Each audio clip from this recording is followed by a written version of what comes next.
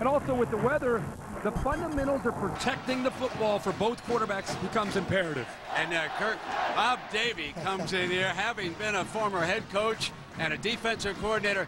Bob, is this a tough place to bring a team into? Brent, I can tell you from experience, this is a tough place to play. There's something about bringing a Notre Dame team in here on a Saturday night that's completely different than bringing them here on Saturday afternoon. I don't know what that crowd does all afternoon to get ready. I think I do. I have an idea. I think I have an idea, too. But this is a different place at night. It's critical for Notre Dame to get off to a fast start, or this crowd, particularly the student body, can take you out of this game. And here's good news for Brady Quinn. He will not be fleeing Bubba Smith tonight. But on that day, 40 years ago, Bubba Smith was invincible.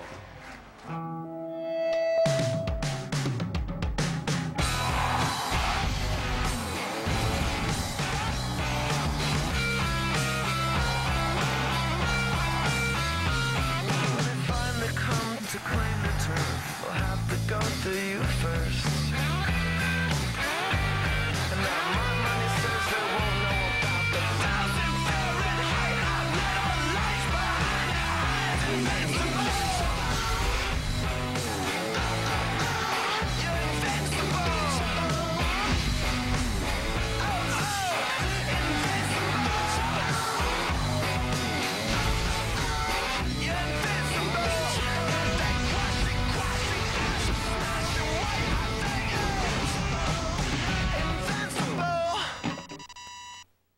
Watching ESPN College Football on ABC. The Pontiac G6. Weiss, who's the head coach at Notre, to adjust. Well, he's already made one adjustment. This week in practice, they went full pads. They said, the heck with the shells, let's put the pads on. We need to be more physical. Their biggest issues over the first few weeks has been the run game and blitz pickup, and that's what you work on when you put the pads on. You want the backs to step up and smack the linebackers in the mouth.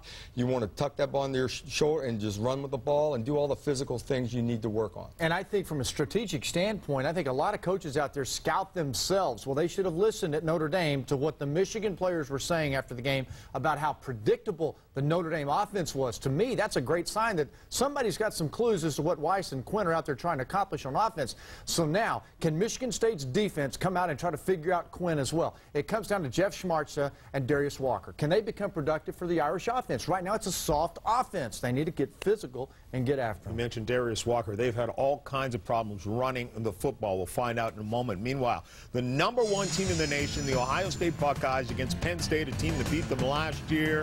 Wow, it was a close game. Look at the score right here. The Spartans come pouring out onto the field. Unbeaten Michigan State, but still with something to prove. A year ago in overtime in South Bend, they picked off the Fighting Irish. And a short time ago, the famed number 95, Bubba Smith's number, retired here. There's Ron Mason, the athletic director, was on the right-hand side. And now Charlie Weiss and Notre Dame trying to bounce back after that beating they took at the hands of Michigan a week ago. A team that worked much harder in practice this week. They stayed in pads for an extra day. Buckle up, everybody. Here we go again. Notre Dame and Michigan State. You're watching ESPN College Football on ABC. Michigan State. Well, 40 years ago, we made history against Notre Dame, and everything is coming back right now. What I would be doing, we'd be running up and down the sideline, loosening up. It's a great feeling. What is your most vivid memory from that historic game? I was running, and I had a shot at Hanratty, and George had just hit him. He spun around with the ball, and I took him out. All right, thanks a lot, Bubba, and congratulations, Brent. He remembers the big hits. And do I remember that, Lisa, because Coley O'Brien had to come in for Eric Parsegan, and those fellas will have their reunion in South Bend next week. I sure would love to be there, but we got business with Ohio State at Iowa. 70th meeting here tonight. First one, 1897. Irish win it 34-6. The last time out, we mentioned the overtime game down there. And so Charlie Weiss, he's probably walking on pins and needles this week, would you say, Bob Davie? Well, I think the first thing you do, you forget about all those outside things happening, and you correct the problems you had last week. Notre Dame had 5 turnovers and 11 penalties. He's got a lot of things to work on. John L. Smith comes into this football game, I think, very confident. Remember, Michigan State, Brent, as you said earlier, has won 7 of the last 9 meetings. The win last week at Pittsburgh for this Michigan State team was enormous coming into this showdown with the Irish. Charlie Weiss's famed script offense will get the ball first. Weiss won the toss. No deferring by the Notre Dame head coach. He wants the football right away. Todd Bolesky. And we are underway. It'll come out on the 20-yard line, and they will bring out. Now, a week ago, we need to go back and revisit how poorly Brady Quinn played in that game against Michigan.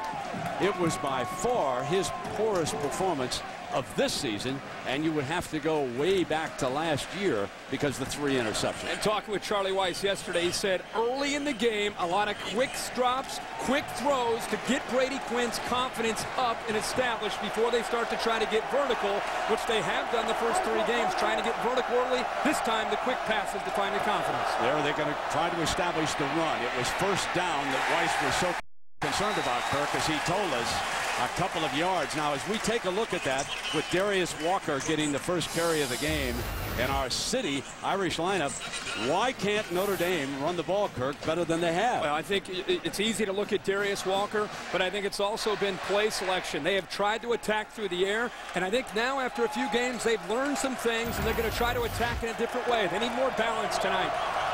Now, Jeff Samardzija has tried during the week to establish better eye contact. They're going to run the draw. That's been a specialty of Walker's. But this is going to leave them in 3rd and long as the middle of that Spartan defense led by O.G. Nwaboko. I'll get that one right, folks. I'll work on that one. I'll get that covered. Bob, you take him tonight, okay? Well, Brent, I'm going to call him OG because his mom even calls him OG. But this Michigan State defense has to pressure Brady Quinn. Otis Wally, they love him as a free safety, but the pressure to make Brady Quinn shuffle his feet is the key, Kirk, to this football game. 3rd down and 6. Incomplete.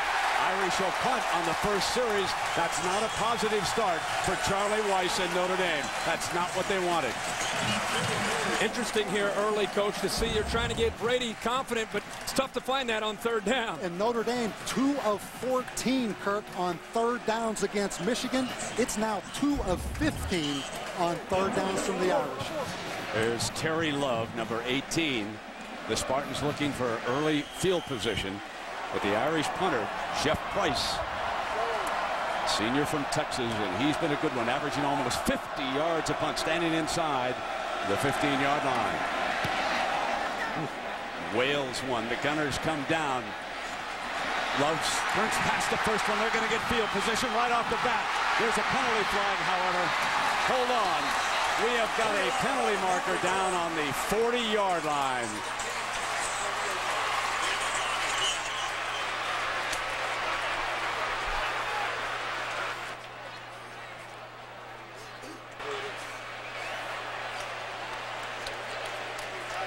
That's Bill Lamagnier, the referee, signaling the penalty against the Spartans. You note their throwback helmets are being worn by Michigan State here tonight with that single stripe that they wore back in '66. Illegal block in the back. Number 10 on the return. 10-yard penalty. Spot of the foul. First down. And you're going to see an obvious block in the back right there by Devin Thomas, number 10. Interesting, a wide receiver on that punt return team, but still good, decent field position right here for Michigan State. Would have been great field position without the penalty.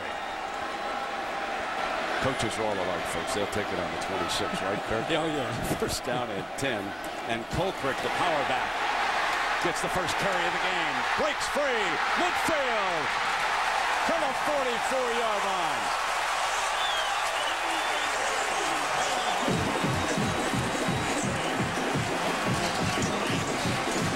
And right off the bat, You see the 260-pound tailback, J.U. Colrick, Richardson on the strong safety blitz, and Kirk, you will not see that very often.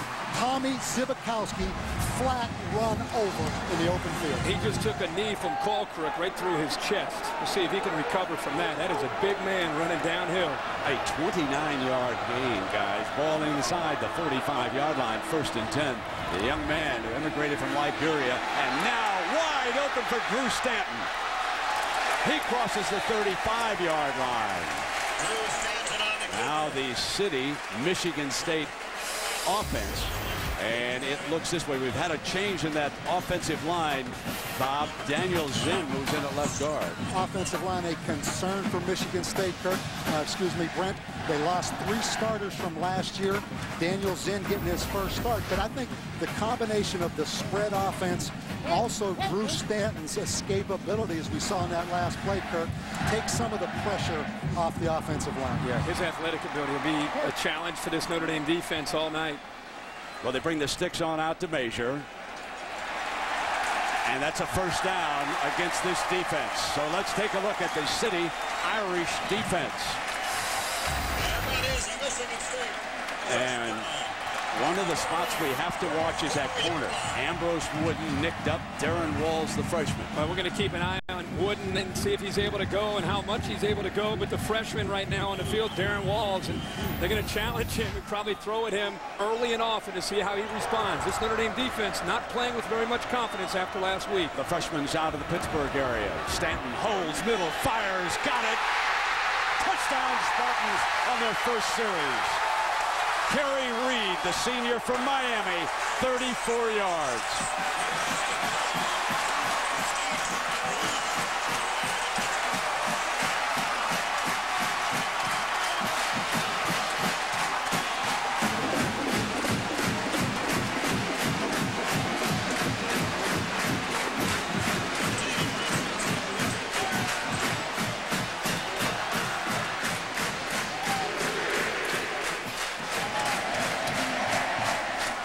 Their new kicker, Brett Swenson.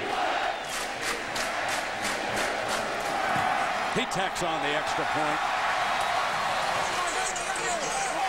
And in front of Bubba Smith and 44 other coaches and players from 1966, the Spartans roll down 73 yards in 3 plays, and they lead it by 7. You're watching ESPN College Football on ABC. A perfect strike from Drew Stanton. We've talked a lot about Brady Quinn over the last year, but Drew Stanton has got a great future in the NFL too, folks, and you'll see it here tonight. This one's coming out to 20. Bob, let's go back. Anytime you play too deep where those safeties divide the field in halves, the linebacker, Maurice Crum, has to run with the number 3 receiver down the field. This is zone coverage, but it turns into man-to-man for Maurice Crum. He could not handle Kerry Reed. This Notre Dame defense gave up 47 points last week to Michigan. You thought they were going to simplify and come out with an attitude. 3 plays. Touchdown, Michigan State. Back to the drawing board for the Irish and Rick Minner. Exactly, Kirk. And here's a huge series offensively for the Irish.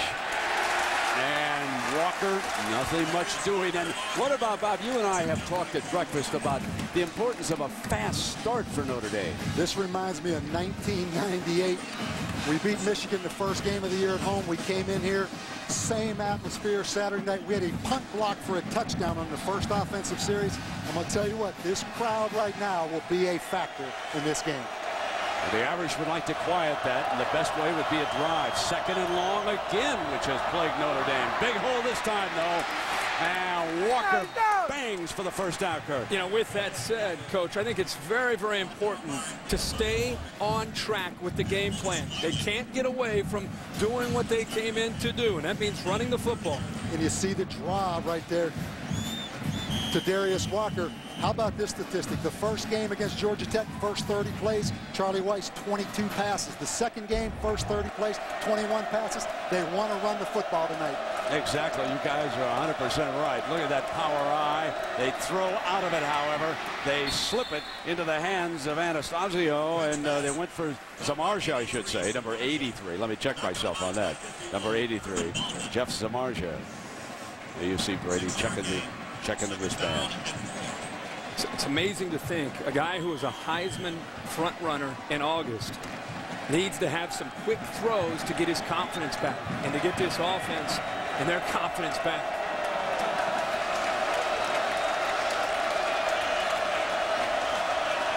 Second down and 4. Three-step drop, incomplete. And here comes third down for the cover boy. Everywhere you turned from the middle of July until August, number 10, Brady Quinn, was listed as the leading candidate for the Heisman Trophy.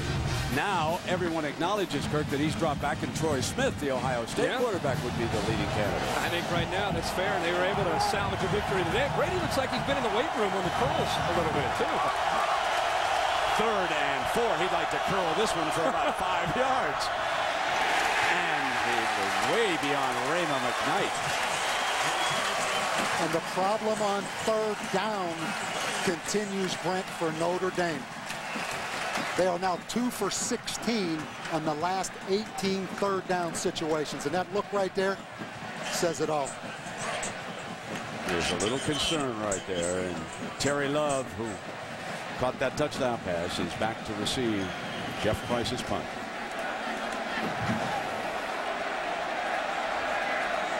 Michigan State has worked hard on a punt block this week at practice.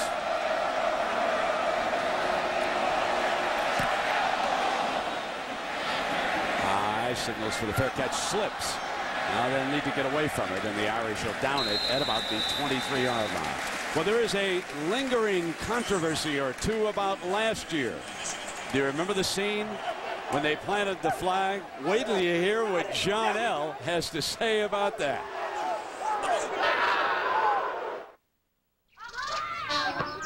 This time I'm gonna be KG. All right, I'm D-Wade. All day, baby, all day. What? Ready, Mississippi. 2 Mississippi. Yeah, that's what I'm talking about, baby.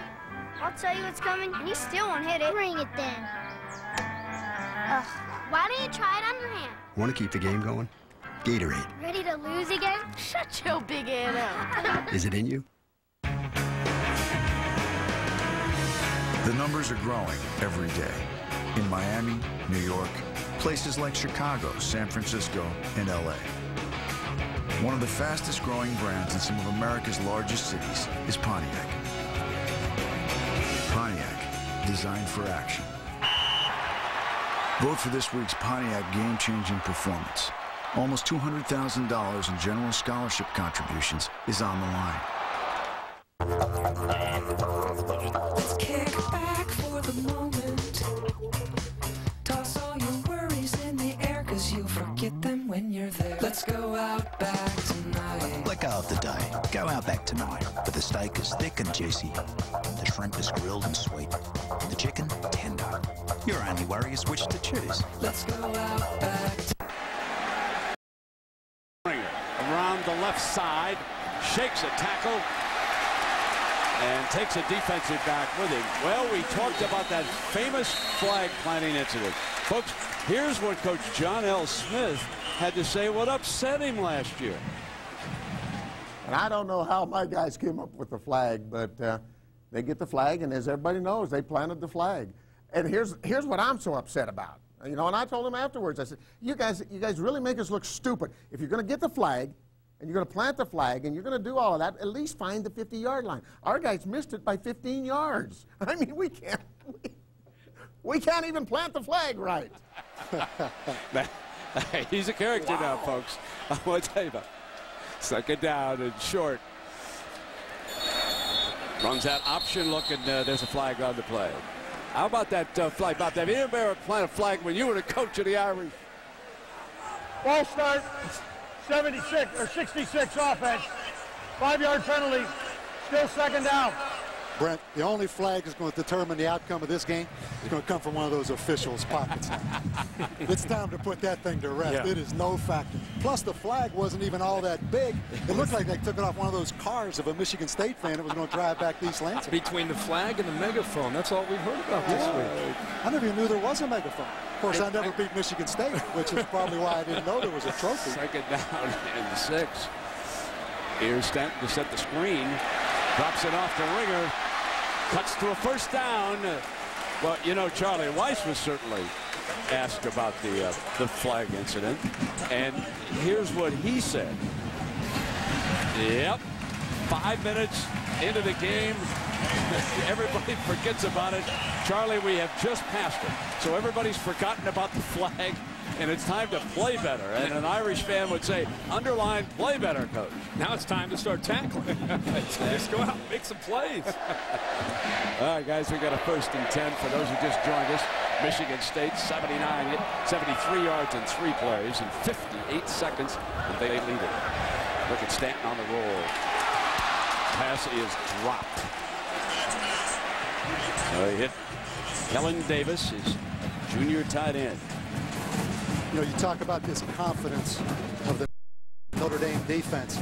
I think anytime the head coach, Kirk, is the offensive coordinator, particularly when they have as much success and you have as strong a personality as Charlie Weiss has, it's tough to get confidence on defense. They don't get a lot of attention. It's almost like you take the approach, we're going to win on offense, just don't screw it up on defense. I think that's a problem. And I think with the personnel that they have on that side of the ball, that is the approach. Colquitt is back in at running back. And Stanton on that Michael Vick-like option is upended on a fine read by Mike Richardson, the senior corner. Let's check in with John Saunders for an update. John, what a day.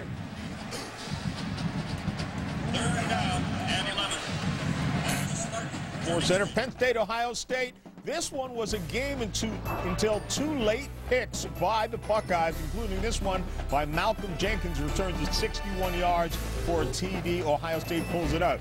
Colorado almost beat Georgia. Joe Cox came off the bench and threw a couple of touchdown passes, so they get the win. Brent. All right, John, the legend of Joe Cox. We heard him on ESPN Radio coming over. He didn't take one snap last week in practice. Incomplete. And that will force the Spartans into punt. That was Kerry Reed, the intended target. And against that cover 2 look from Notre Dame, coach, they're trying to hit those vertical seams right behind the linebackers. And that time, Reed almost with another opportunity for a big catch. Kirk, you're exactly right. Look at the middle of the field. There's no safety in the middle because they're playing too deep. And even though it's early, if I'm Michigan State, do not waste a possession. You know a Notre Dame offense will eventually break out of this, and they had an opportunity right there to make a play on 3rd down. Yeah, and hoping that Tom Zibikowski guys will light the fire. Brandon Fields, a superb punter. They're 2 outstanding punters. Bobbled at the 25 by Zibikowski. Fumble! I believe the Irish might have gone after it. Let's hold on here and wait. The Spartans say they've got it, so let's hold on, let them unfold. Everybody says they have that one. The Spartans are signaling they've got the football at the bottom of the pile.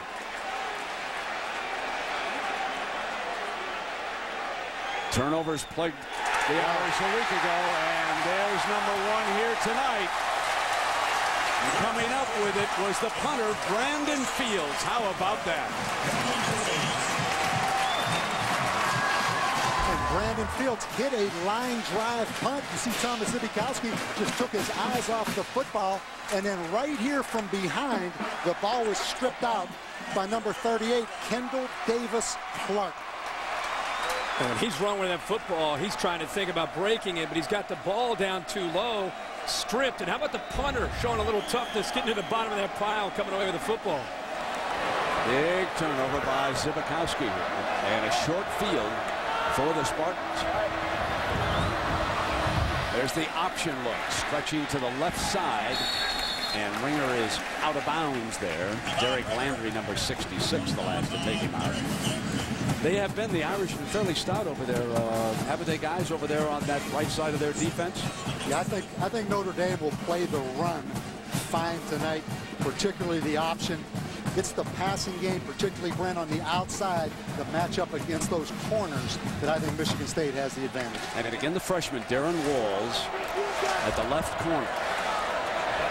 So he has started a little bit soft over there on second down. Stanton, middle, wide open for a first down. And that's Terry Love.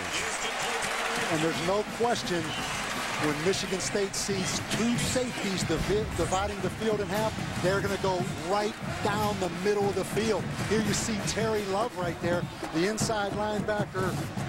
Travis Thomas, who moved from running back, gave up the inside position. And because Notre Dame's defense is so spread out horizontally, it's opening up the middle of the field right behind those linebackers.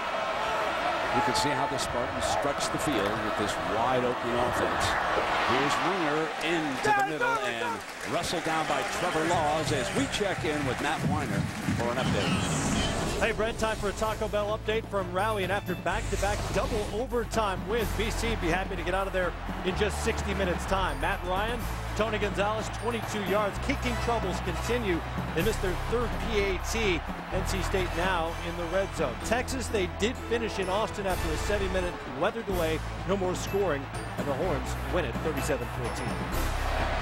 And Matt, we had a weather warning early, but with the wind coming out of the south at about 10 miles an hour, it's pushing that front a little bit further to the north. Here comes the pass by Matt Trennan. Wide open, touchdown, Michigan State. The catch by Javon Ringer. And so the young man we saw in practice who can air it out 70 yards. Matt Trennan goes 26 yards for the touchdown. He has the long-range arm for the Spartans.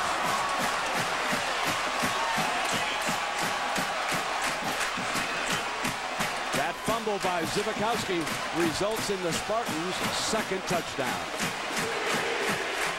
And they stole that play right off the old ball coach, Steve Spurrier. Dave Baldwin, the offensive coordinator, said he was sitting home watching Mississippi State, South Carolina. Kirk, you had that game. They put it in the playbook the next day. And Svensson adds the extra point. Same result. Exactly. You're going to see right here, you're going to see Ringer slip out of the backfield, and Matt Trennan, a perfect throw to Javon Ringer. They lost Ringer. What a breakdown at the defensive side. Not a linebacker, not a safety in sight. Oh my, it's 14-0. You're watching ESPN College Football. To the score. Once this play is designed right here, look at the two defenders, and they completely forget about Javon Ringer. The two defenders follow Reed. They think they have him covered. Nobody accounts for Javon Ringer, who slips right out of the backfield for an easy throw for Trennan and a big touchdown. What a tough couple weeks for this Notre Dame pass defense. We keep talking about confidence.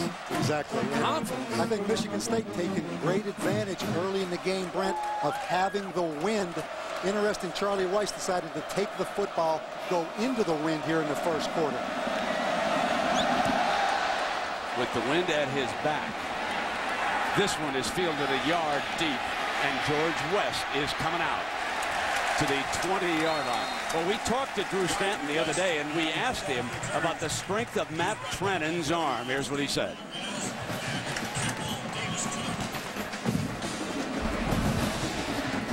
Started to come over and do quarterback drills with us during special teams period, and you know, playing the games that we do in the footwork stuff, and he can throw it around the yard, you know, as well as any other quarterbacks. You know, Hoyer's on, you know, probably the only one that's stronger than his, but you know, Matt can whip it, and it looks real pretty when he throws it. Now we'll see if Brady Quinn can throw it a little bit better around the yard. Grimes goes in motion, has time, and he hits his tight end. So Carlson with his first reception. Let's go down below. Lisa, I see that it's raining again here in East Lansing. I hope you're staying dry. I'm doing the best I can, Brent, but don't forget that Matt Trennan also averaged 4.6 points and 4.3 rebounds for Tom Izzo and the Spartans basketball team last season. He told me yesterday that he doesn't believe that he's going to play basketball again this season, but he seems kind of non-committal about it, not very decisive. I said, what might change your mind? Without hesitation, he said, Tom Izzo. If he needs me, I might come back. Yeah, exactly. He's pretty persuasive. And I'm sure he's here tonight enjoying what's unfolding. And Brady Quinn is back in the pocket, holds this time.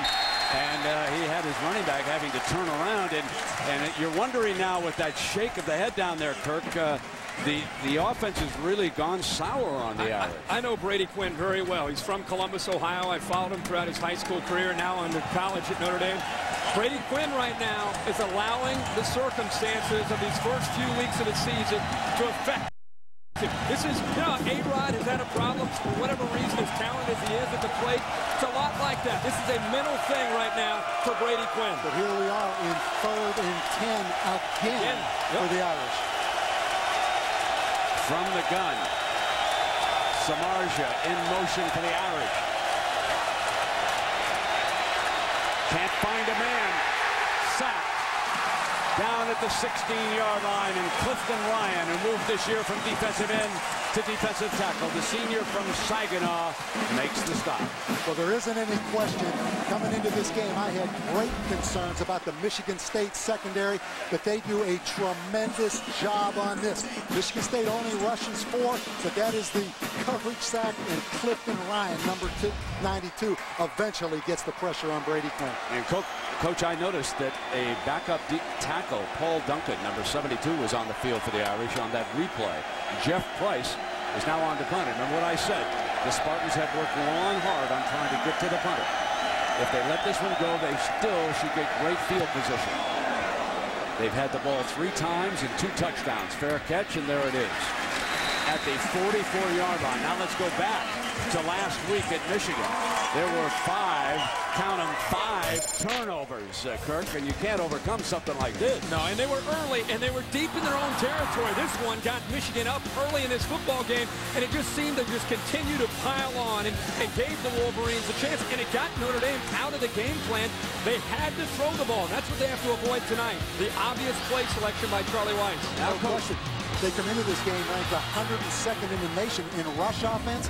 They're right back where they were last week. They're going to have to throw the football. Become predictable. I don't care how good you are as a play caller. It's tough.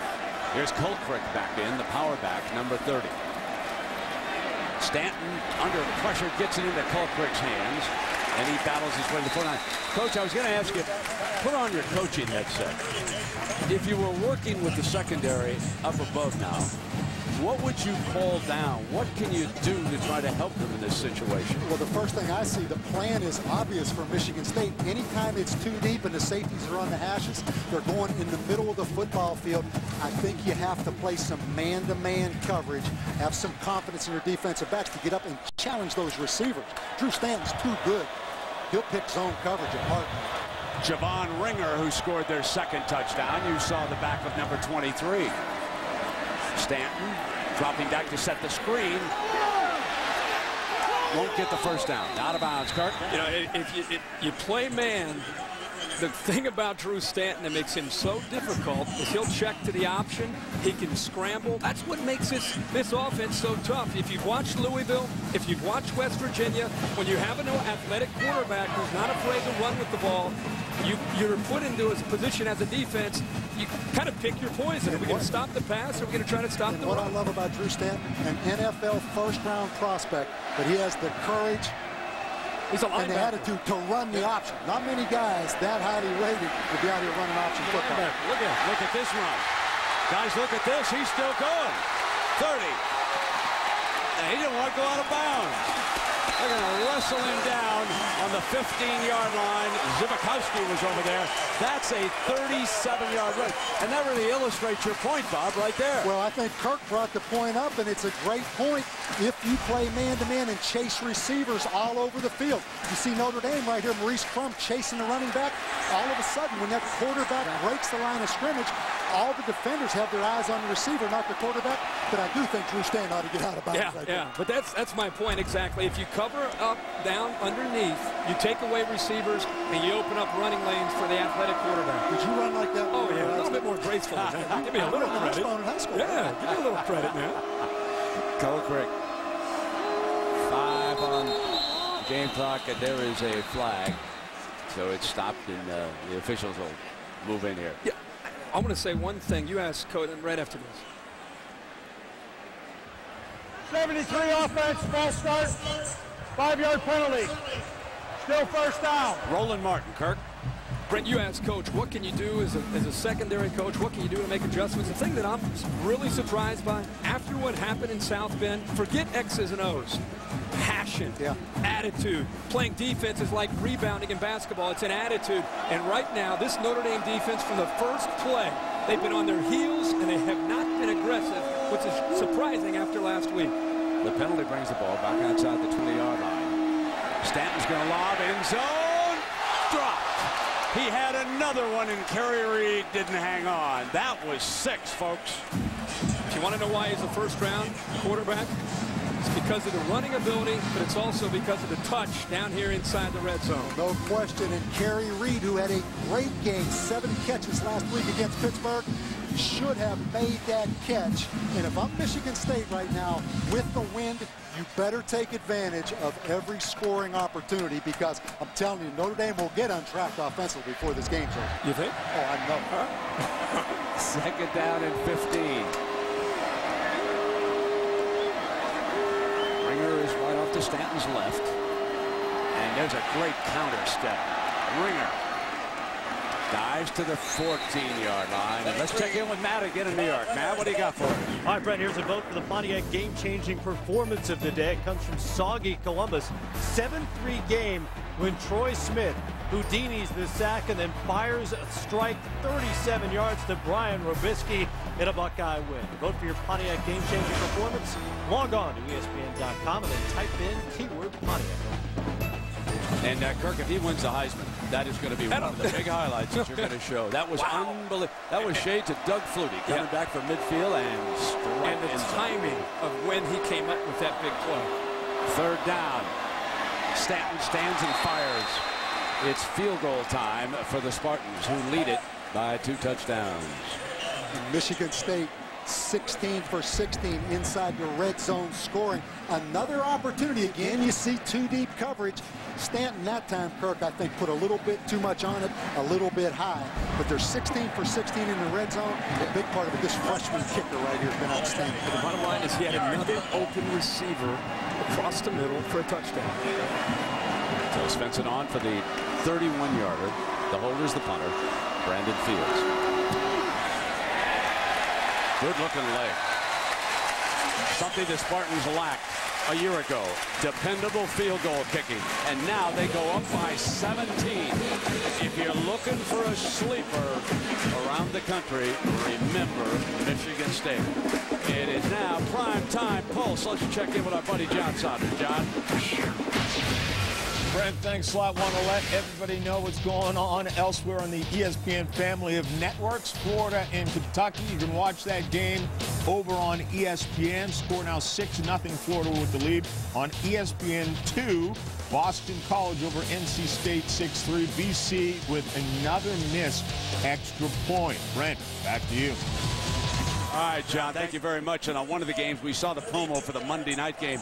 And, guys, when I watched Drew Stanton and I watched tape this week of the Atlanta Falcons, it is amazing, Bob, how much college offense that Michael Vick and the Falcons are running right now. And a quarterback for Michigan State would fit in perfectly to that offense. Tell me this, why don't the Tennessee Titans go to Texas last year's offense and let Vince Young run that, you know, that old-fashioned college offense? See if those NFL defenses can stop that stuff. They can't stop Atlanta right now with Michael Vick running. No, you're right.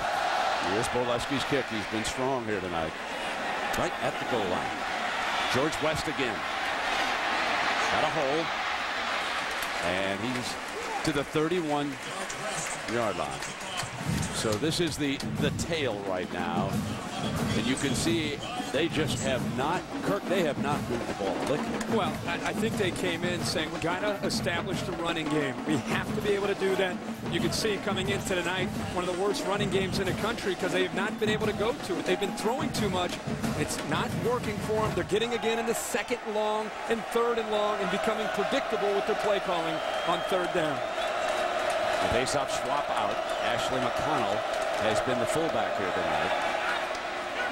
Incomplete, and he overlaid Raymond McKnight.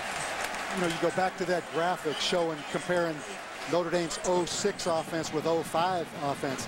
You have to give defensive coordinators in college football some credit. Sure. This is the second time they've had an opportunity to see Charlie Weiss, to play against Charlie Weiss. Charlie Weiss had a huge advantage last year being in college football for the first time. 2nd down and 10.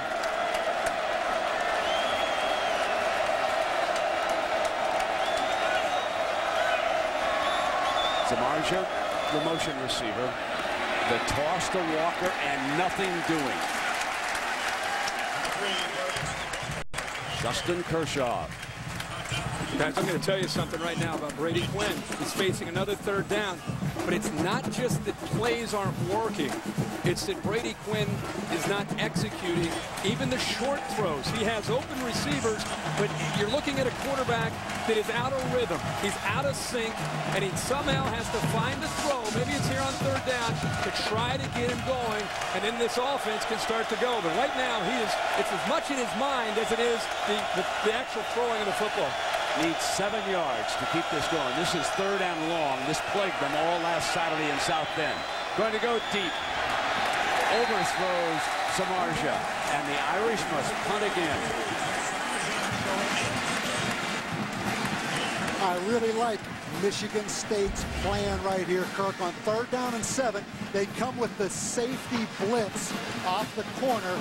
I think you have to heat them up. They brought Nehemiah Ward, the free safety, on the blitz. Don't sit back and let Brady Quinn set his feet.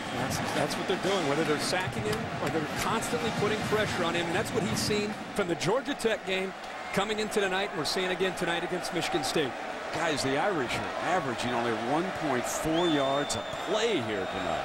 That's pathetic. Jeff Price is back. How do you really feel about that, Brent? You heard it.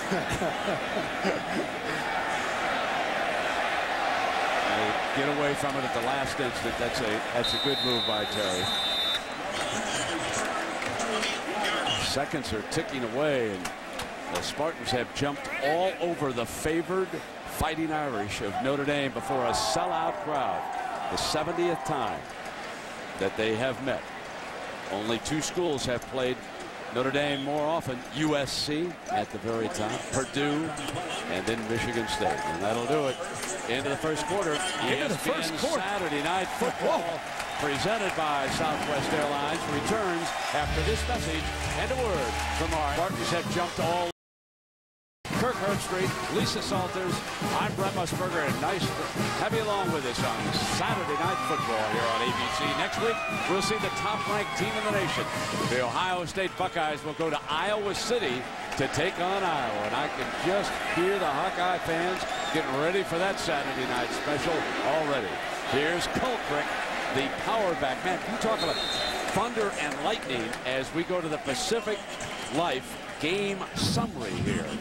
Our first quarter, the Spartans with 3 scores, a couple of touchdowns. You can see that Notre Dame, look at that, Kurt. 20 yards of total offense. We talked all week about how they're going to simplify some things and come out and attack and really get aggressive on both sides of the ball. And they're down 17 in the first quarter. Drew Stanton. Javon Ringer and Colquitt continue to shuttle. There's that option look. Pitch now. Ringer tries to get the corner, and he's not going to do it. The outside pitch has been well defended as Frome and Richardson come up to make the stop for the Irish. Well, Frome has some speed. He is known as a pass rusher because of his ability to get upfield. But this time, Drew Stanton does not attack the downfield shoulder of Frome, and he plays it off the option, and then Frome goes down and chases down one of the faster backs in the Big Ten. That was a great play by the Big D. Yeah, Frome took the quarterback and the pitch, which, as you know, is an old wishbone guy. The quarterback can't let that happen. That's a no-no. Need 6 here, guys, to keep it going. Irish like to stop him. Steps up in the pocket. He won't get it.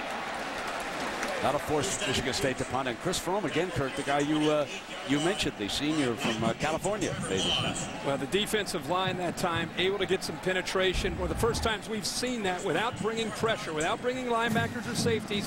Landry also does a nice job of getting off of his man. But it is Frome again, back-to-back plays, making the play and forcing the punt for Michigan State. Now, he's on Simikowski. He wants to make up for that fumble on that punt, which led to a Michigan State score. Brandon Fields will be punting to him. Remember the line drive he whistled at him last time.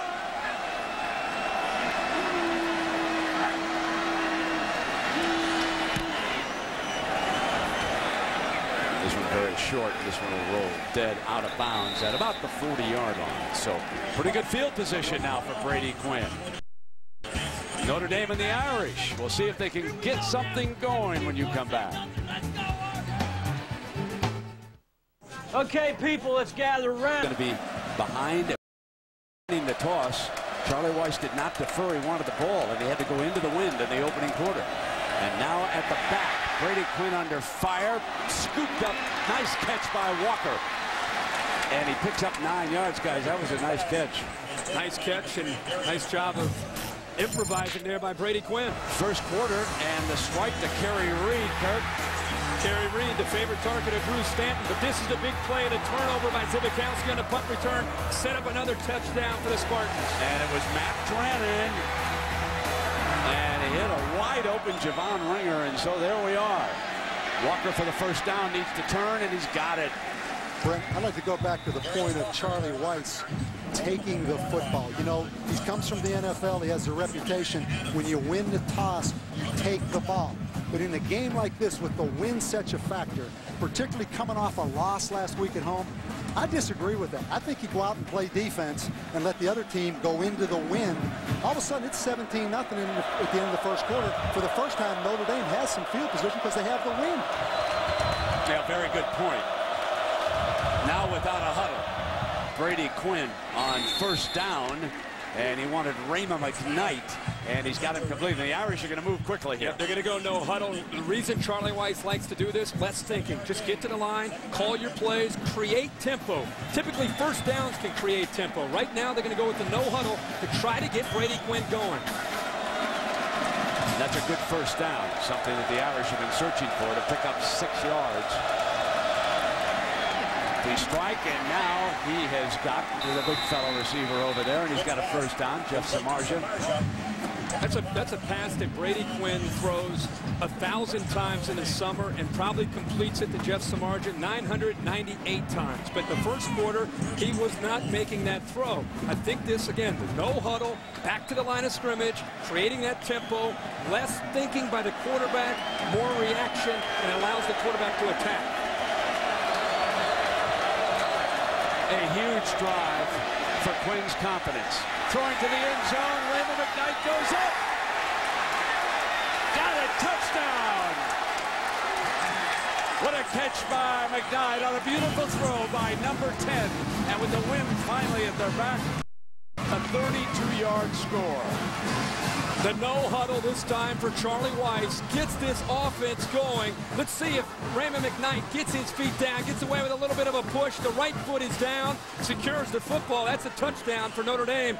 See if they'll take another look at it. Great look right there. His right foot does get down once he secures the ball. But I love the call by Charlie Weiss to go no huddle, creates tempo, and gets the ball right down the field into the end zone. Carl Choya tacks on the extra point. Damon Williams had terrific coverage. It was just a great play by number 5, and the Irish are on the board. You just can't wait. And it has a feel of a mini Super Bowl Monday night. So it's great to see New Orleans, and that city is going to be alive on Monday night. Short kickoff, field by Williams at the 9-yard line. First hole, and he's out to the 28-yard line. Let's go back to that touchdown. If you only rush 4, Michigan State's going to rush 4, and you leave your corners one-on-one, in my opinion, against Notre Dame, the corners have no chance because Raymond McKnight and Jeff Samardzija, if you allow them to run down the field and give Brady Quinn time, they are the best in the country, in my opinion, of going up and just catching the jump ball. And that's a great catch. And I think the reason you saw them a little bit passive is because of the no huddle. I think they were coming back for the first time instead of pinning their ears back and attacking Brady Quinn and that Notre Dame offense. And Raymond talking to the coaches upstairs. With time, Stanton couldn't find anybody, so he'll take off himself. And he is out of bounds with a good gain, and now they'll tack on a personal foul on Ndukwe, the safety. A late hit they're going to rule on number 18, the safety who came over on the play. Ndukwe trying to make a play for Notre Dame. Obviously, Stanton. Look out now. We've got something going now over on that far sideline. And is that Trannon backing out? Yes, it is. Matt Trannon, who went over there and said something to the Notre Dame sideline. Helmet came off, protecting his guy, the quarterback. And the officials quickly move in now. And Brent, I've coached in this stadium numerous times. Notice how close that wall is right behind the Notre Dame bench, and those fans right on top of you. There's not much room over there from the sidelines to the wall. Now, the one thing we want to hear is the officials' call on this, just to make sure no one is tossed out of the game. They're conferring over there at the 30-yard line. Lamagnier. Guys, rest assured, all this talk about the flag and how the coaches have tried to play down the fact that the emotions have been brewing, rest assured, behind closed doors in South Bend and in East Lansing, this thing's been brewing for 5 or 6 days, and you knew it was a matter of when it might spill over, and that was the play that it finally did. There's a personal foul, remember, and they're sorting out what should happen with the players involved. Now he's backing away to make the announcement.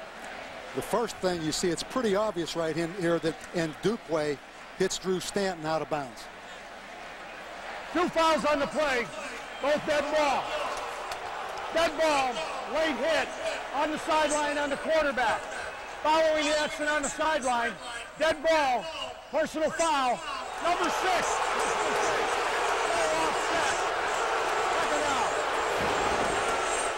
Now it's John L's turn to be upset. John L is furious over here on the near side. He had a personal foul penalty, and look at him go after the officials. He's hollering at the wrong guy right there, Brent. That guy was 50 yards away from it. 2nd and 4.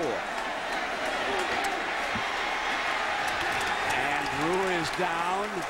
So this is a setback for the Spartans. Trannon's act really offset the penalty. Now watch for number 6 in the middle of this pile. Way at the top. See him way way at the back. top. There's what started it right there. Oh, no question. No question. And Notre Dame, either coach or manager grabbed Trannon from behind, and he didn't know who grabbed him. No question. Guys, I'm going to tell you something. I feel who has an advantage here? Notre Dame. This sparks the emotions of the Irish. Not to mention the 15 yards on Ndukwe, which would have been tacked on and was taken back. 3rd down and 8. Drops it off incomplete. And the Irish are about to get it with that wind at their back again. I'm telling you right now, the body language, the feel, just from looking over to the Notre Dame sideline, they're no longer guys sitting around standing looking at one another. There's an attitude all of a sudden that's been sparked, and you can see it. And Michigan State, always a history of being a streaky football team. Sometimes real good for Michigan State, but then other times real bad. Brandon Fields back to punt.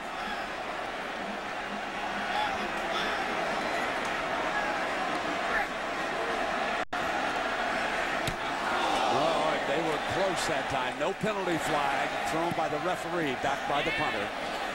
So this will roll down dead just inside the 15-yard line.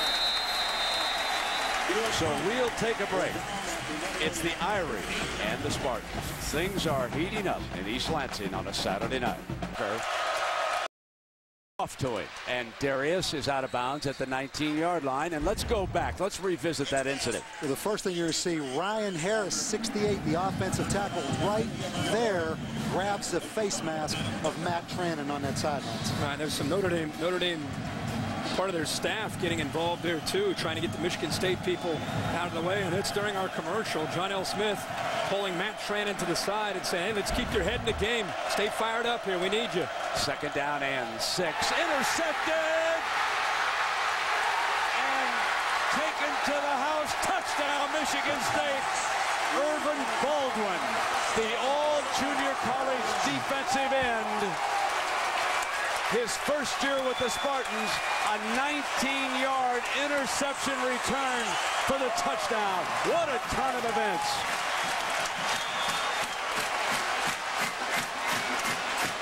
think that'll kill momentum. Yeah, it will. Chris Smalin told us earlier this week, the defensive coordinator, that the reason Baldwin's in there is because of his instincts. That time he drops into a zone at the defensive end, which is a zone blitz, falls right into position, and Brady Quinn did not account for him, didn't even see him, and threw it right into his hands. And Irvin Baldwin, who's not even here in the spring, a junior college transfer from California, makes the play.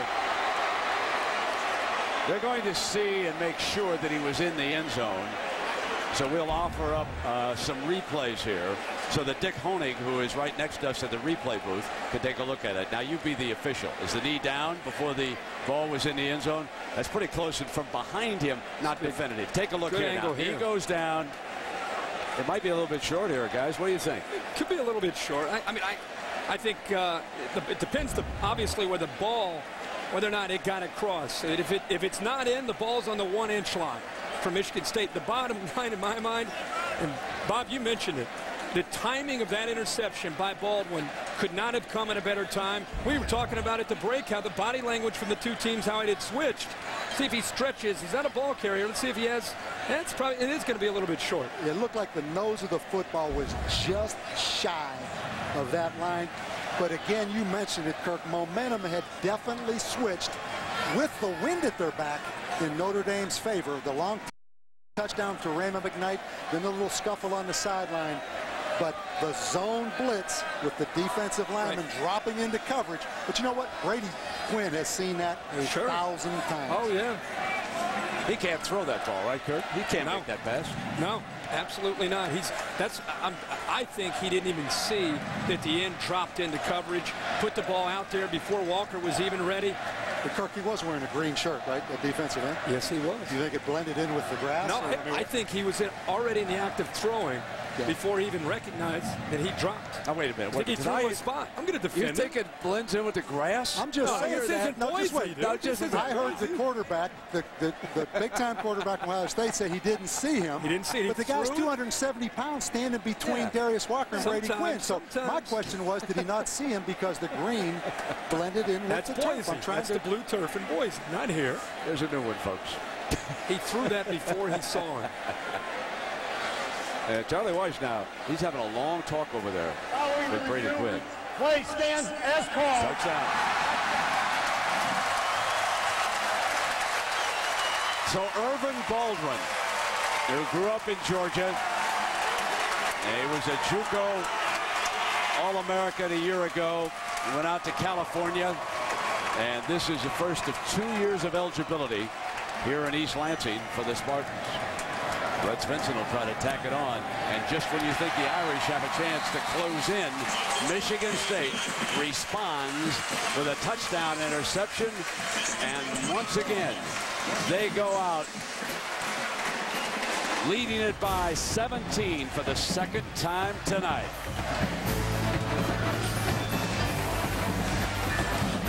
Halftime on ESPN. Since added a field goal, now leading NC State 9-3. Back to you. That's a long conversation.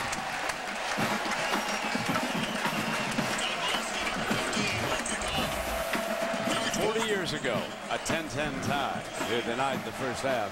Michigan State leads it 24-7. That legendary 66 game. Many of the members of the Michigan State team of that year are back here. Bubba Smith, George Webster, Clinton Jones, Gene Washington.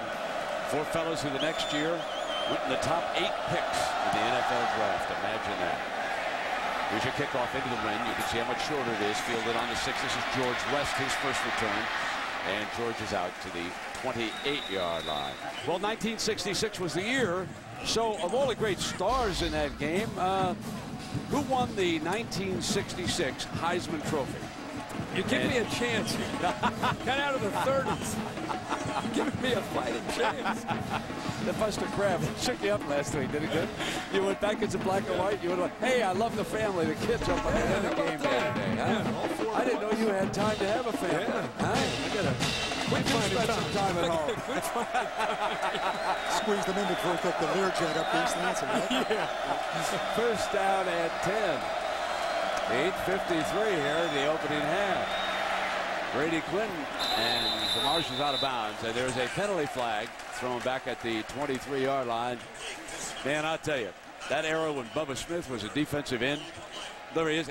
I remember the cry across the country was kill, Bubba, kill. I can still see Bubba standing in the middle of the field screaming at my buddy Ara Parsegian for running out the clock on the last play.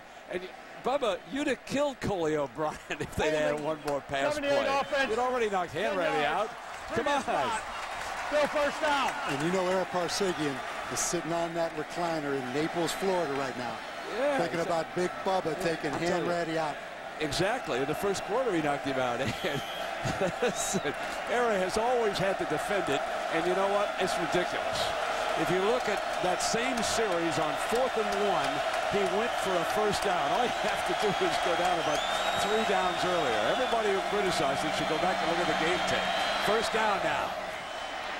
And there's Raymond McKnight, who scored their touchdown. I'm going to tell you something, guys. It gives you an idea of Brady Quinn and the arm strength. This is a long throw from one hash all the way to the sideline and thrown on time. If that ball's thrown a split second late, that's an interception and a touchdown for Davis Clark. Again, a no huddle here, guys. Second down and 3 for the Irish. Good protection. Throws high. And Zamarsha can't hang on. Kirk, I think you and I would agree. Brady Quinn, to me, is as mentally tough as any quarterback that I've maybe ever seen. I put him in that category. He is being really tested right now tonight in this situation. Especially coming off the week last week with the 5 turnovers for the offense and the 11 penalties. And it's squarely on his shoulders because they obviously have abandoned the running game, which they have to. 3rd and 3. The Spartans show blitz. Inside handoff, nothing doing.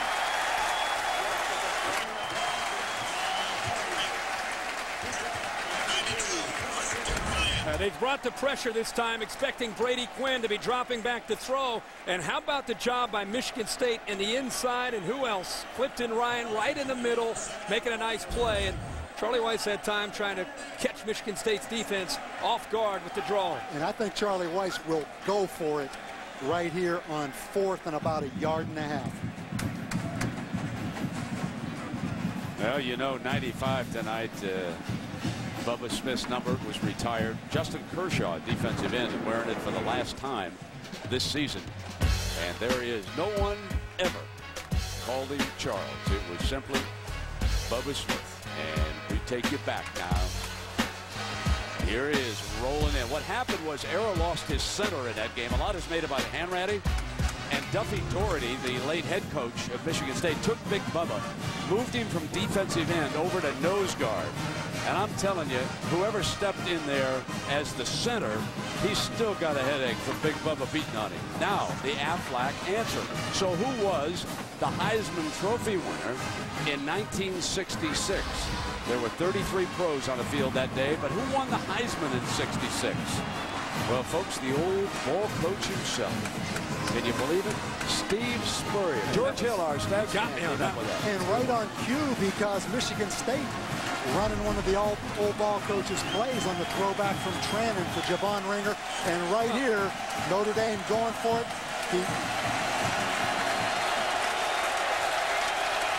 4th down and 1 now. Travis Thomas comes in. The linebacker is the power back. The Irish are going to gamble here. Down 24-17. A play fake. It's a beauty. Throws wide open. Carlson first down at the 36-yard line. John Carlson, the senior tight end from Minnesota, broke wide open. And Otis Wiley, the free safety, and the linebackers Thornhill actually get out of position, and an excellent call, a gutsy call on 4th and 1.5 yards by Charlie Weiss. He fakes it, and the patience by Brady Quinn puts it up in the air, and an easy play for John Carlson. I'll tell you what, a touchdown-saving tackle by the corner, Damon Williams, who was lined up on the other side on Jeff Samardzija. 4th down and 1. The Irish hit for 27 yards. Now come back, and Darius Walker tries to get north-south and does. About 9 yards on that run. Williams comes up in the corner. in the last 2 series, if you take away the interception by Brady Quinn, there's no question that the no huddle is not only, and this time they're going to get back in the huddle, but the no huddle that we've seen these last few series is not only affecting Notre Dame's confidence, but all of a sudden Michigan State, look at their defensive linemen, hand on their hips, a little bit of fatigue, pulling back a little bit and losing their aggressiveness. Number 51 is Baldwin.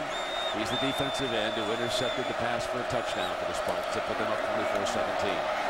There's the delay, first down. Darius Walker, the youngster from Georgia, to the 17-yard line where it'll be 1st and 10. Plenty of time for the Irish with that wind at their back here. And Kirk, as you watch this Notre Dame team, Darius Walker, to me, is really the key to this football team. Brady Quinn obviously gets the publicity, which he should, Samarja McKnight.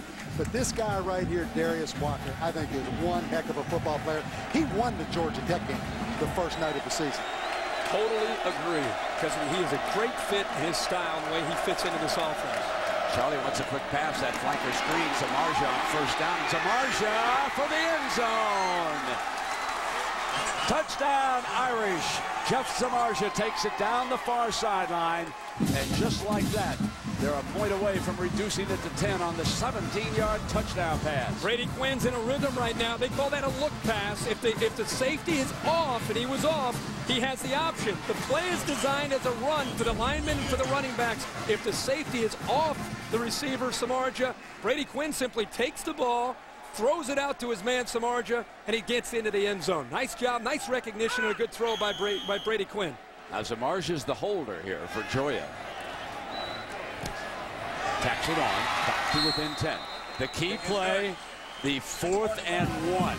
Kirk, you talk about, excuse me, Brent, you talk about the look pass. Let's take a look at what Brady Quinn sees. What he sees is an uncovered receiver right here. So he's just going to throw the ball behind the line of scrimmage, which makes Rayma McKnight's block legal. But Damon Williams, the corner for Michigan State, has to force that football back inside. He does have to, but what this all comes back to is the 4th and 1 call by Charlie Weiss. In his own territory, down 24-7, 4th and a yard and a half, and he fakes the isolation up the middle and makes a big-time throw by Quinn to Carlson. Okay, if I call him Little Tuna again? Yeah, there's no doubt about that. And now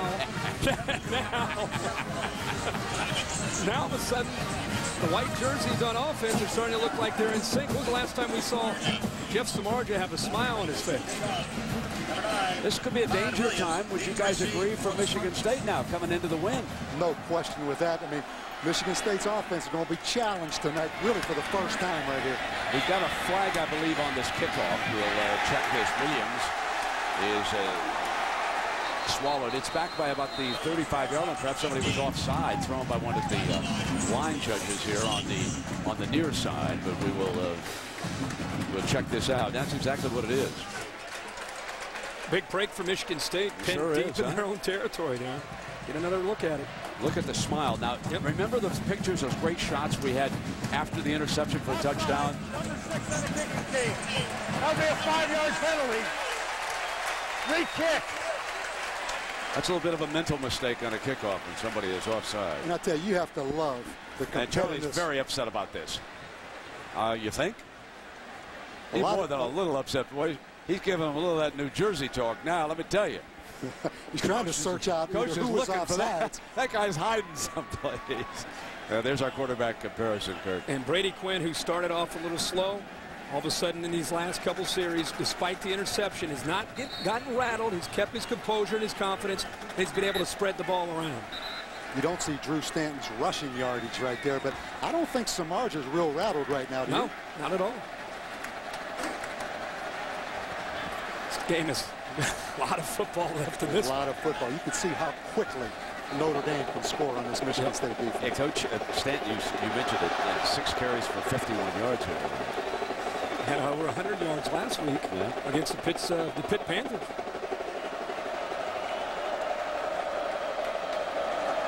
So here we go again. This time from the 30-yard line. Picked up at the 5. Williams again. Looking for a hole. Look out. To the 41-yard line. A big difference. Think of the change in field position. And do we have what we have is a reminder that near the end of the game, we'll select a Chevrolet player of the game from each team. And to honor their determination, Chevrolet will make a $1,000 contribution to each university's General Scholarship Fund. Really nice to have you along with us here tonight, folks. This is we're starting to move into that heart of the college football season now. Ohio State sitting there #1 on our Saturday night on ABC. We'll follow the Buckeyes to Iowa City on Saturday night. Hope you'll circle that day at 8 Eastern time when we get started. And here's Runner. He scored a touchdown on a pass from Matt Renner. In case you just joined us, the basketball player threw a touchdown strike. I think it's pretty unanimous up here that this drive is very big for Drew Stanton. He's had a great game up to this point. The stadium is quiet. They need something to get him back in the game, and Michigan State, I think, needs to get at least a few first downs here to be able to get themselves back in the rhythm. And that penalty on the kickoff is huge because that 20 yards of field position, Michigan State can call plays a lot more recklessly now from their own 44 than they can from their own 20, I promise you. Here comes the draw play with Stanton tacking on a few more yards, but he's short of the first down. Let's check in with Matt Weiner for an update. Matt?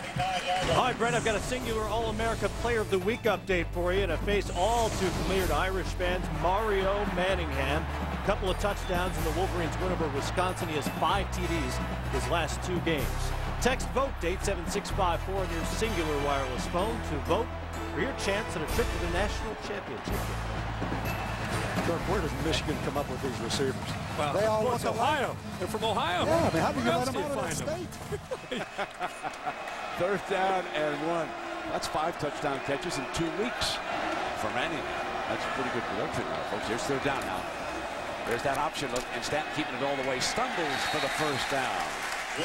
Let's take a look at Manningham a week ago in South Bend. He made a beautiful move, turned a corner inside out. This was a 3-touchdown week, Kirk. I think on this one it was broken coverage, but the thing that he showed, I think the entire country, is how much he has matured. He had the big catch last year against Penn State, but now he's become their go-to guy. And Chad Henne, when he gets into trouble, always is looking for his man 86 to beat man coverage, and he did it all week last week against the Irish. What a battle for the Bolitnikoff this year. How about Dwayne Jarrett out at USC, Teddy Ginn at Ohio State, Johnson down at Georgia Tech, and that's 9 more yards, and that's Jeremy Scott slipping out, the youngster from Jupiter, Florida, number 32. Notre Dame's defense last week against Michigan, 340 yards, and tonight already 215 yards against this Michigan State Spartan team. And you know, the thing that this Michigan State team is doing that's different from Michigan is they have so many receivers that spread the field around, and then they come back inside and attack those linebackers. Linebackers from Notre Dame are having a tough night. Now Stanton was up identifying the Mike linebacker. Kyle Cook normally does that with the line calls for them. And there is the big fella, J.U. Colquitt.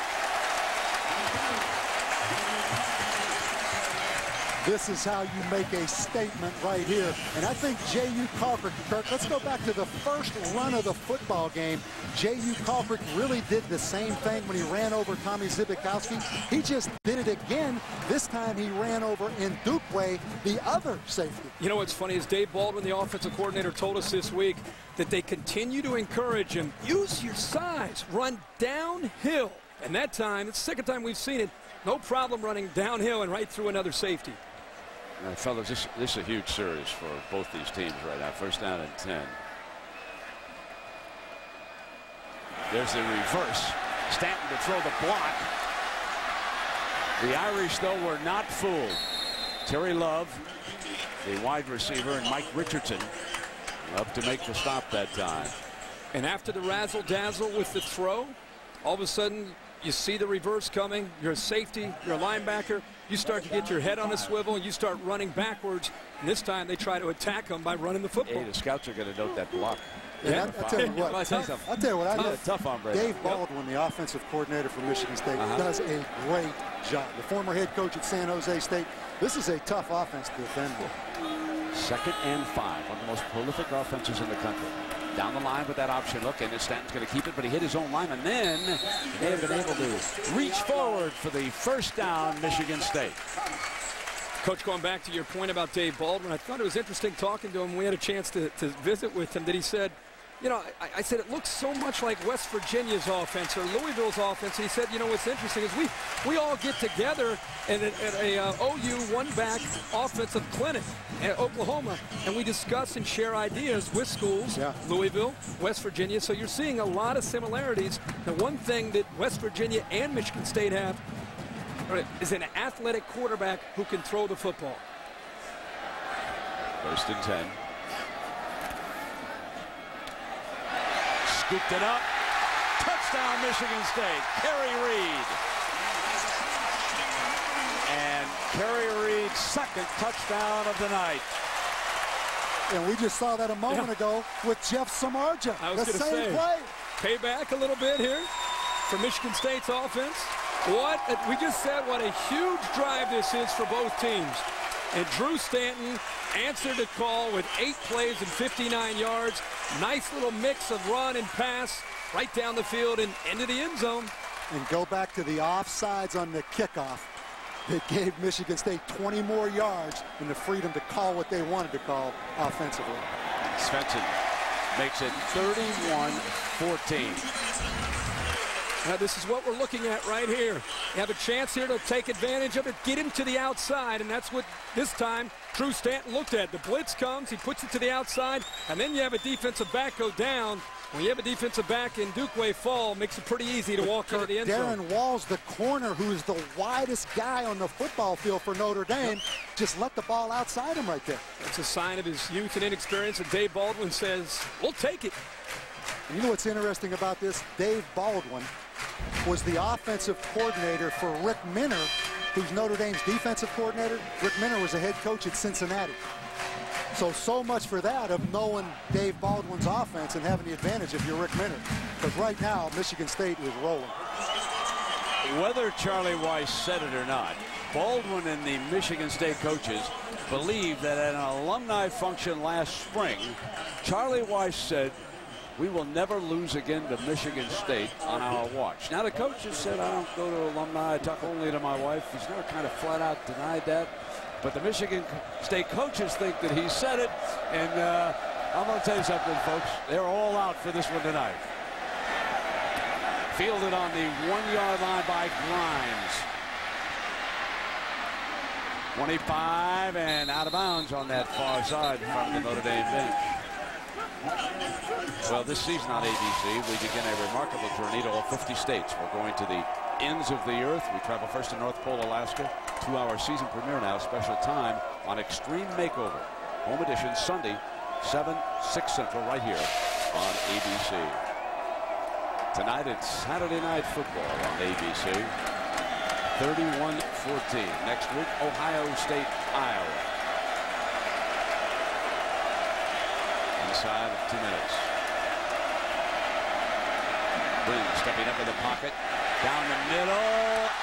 Incomplete. Running.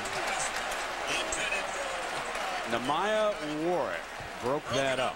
When Brady Quinn off to a slow start in the first quarter, but has caught fire here despite that throw that was almost intercepted. And even though there's an incompletion here, Brady Quinn back to the line of scrimmage. Most teams like to huddle after an incompletion, but right now they've built the momentum with the no huddle, and they'll continue with 1:44 left in the half. If you're Michigan State, don't sit back and let him set his feet. Penalty flags all over the place. Holding is going to be the call against the Irish. Baldwin applying pressure. So John L. Smith went the JC route to try and improve this defense. Warwick, number 3, and Baldwin, number 51, with huge contributions.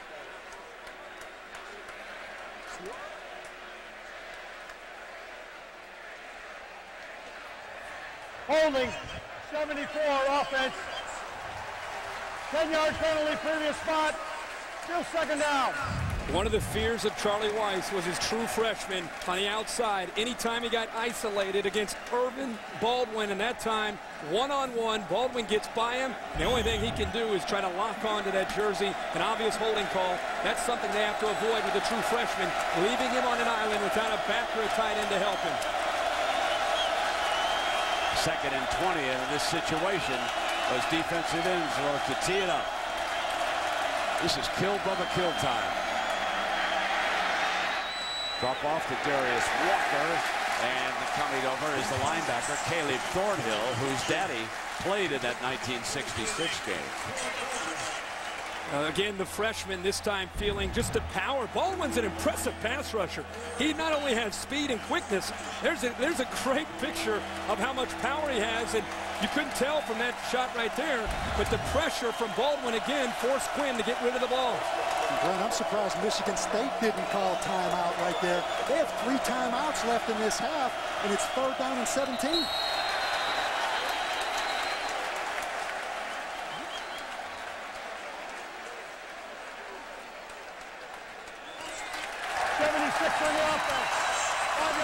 That's Bob Morton, senior guard from Texas. This crowd's become a factor in the shotgun.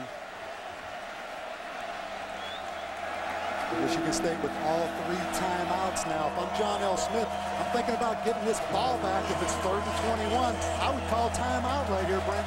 Don't let that clock run down. Yep. Another 3rd down disaster. The Irish are 0 of 5 tonight on 3rd down. And they're not favored on 3rd and 21 either.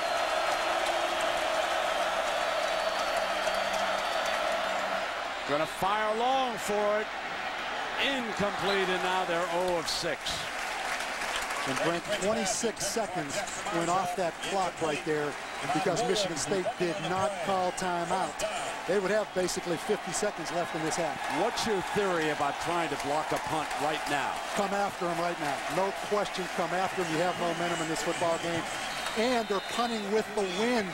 Don't let him punt the ball 60 yards in the air. Now he's calling a timeout. John L. will use a timeout here. I remember with the rule after the change of possession, you can keep the clock from moving.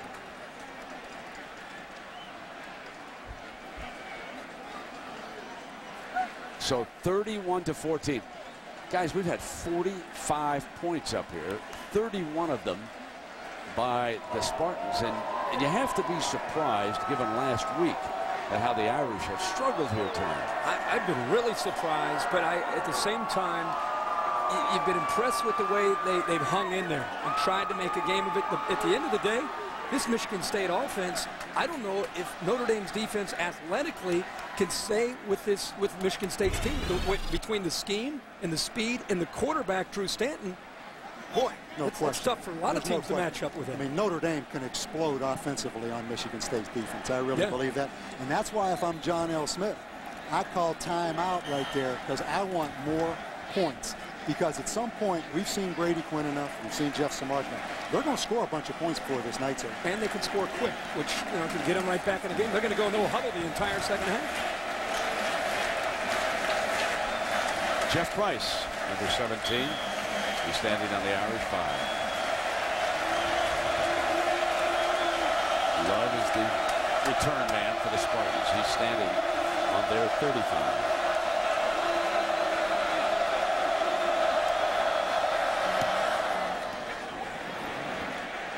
Fair catch is the signal at about the 38-yard line.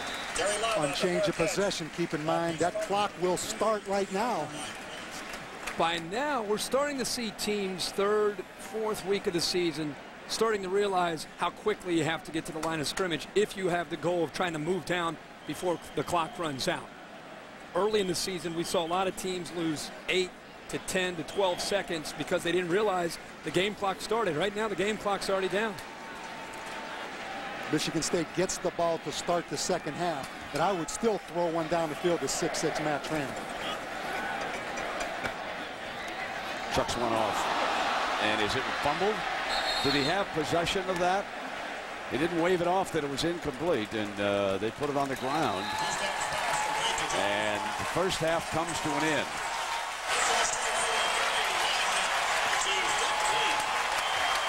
(31-14). Notre Dame trailing here at the half. Let's go down to Lisa.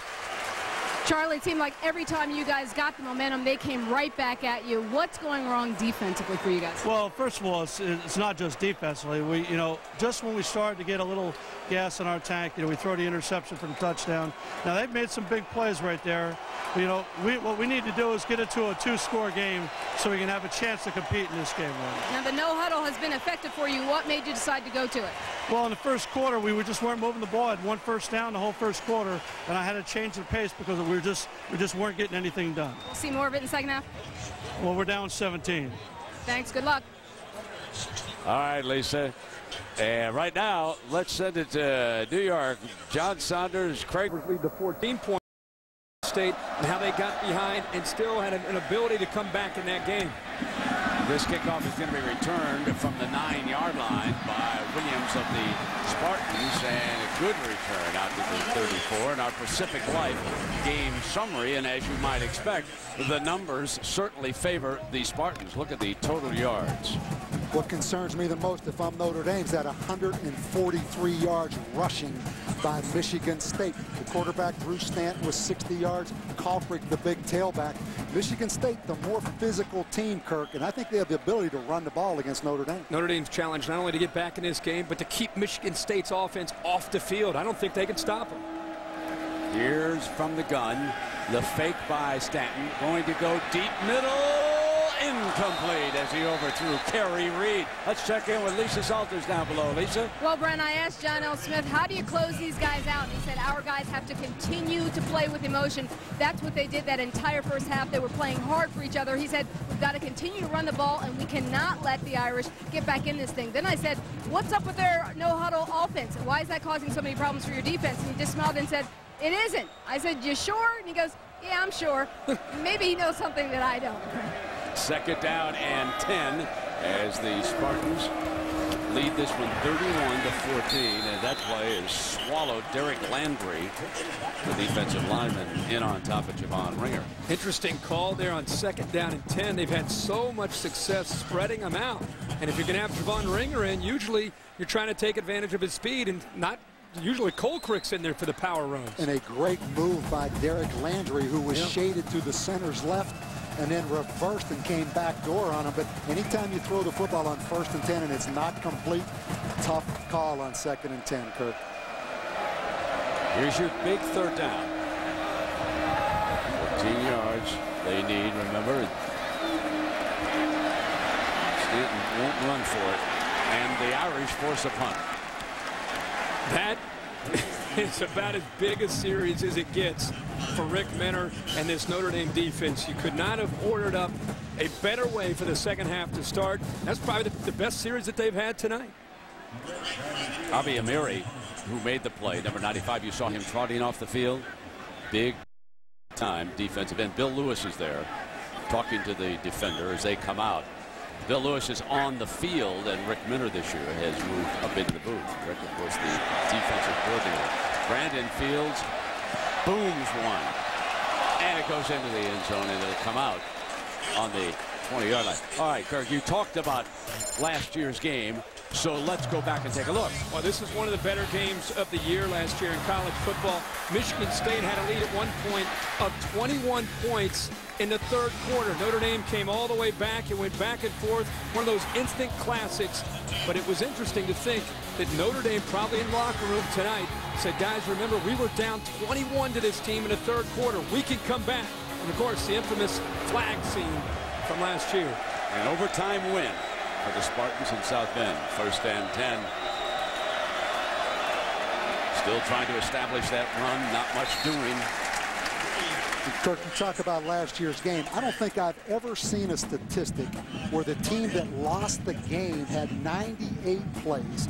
Notre Dame. The team that won, Michigan State, had 63 plays. That's 35 more plays Notre Dame had than Michigan State. They had the ball 36 minutes to 24. And you just underlined right there exactly what's on everybody's mind in the stadium. Incomplete. Samardzija. And, of course, in overtime, the Irish had the ball first. They kicked the field goal, and the Michigan State scored the winning touchdown after that. Now it's 3rd down and 9.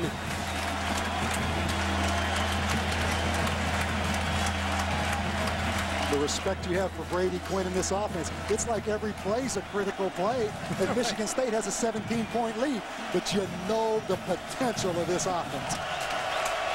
Trying to convert a third down for the first time tonight. They are 0 of 6.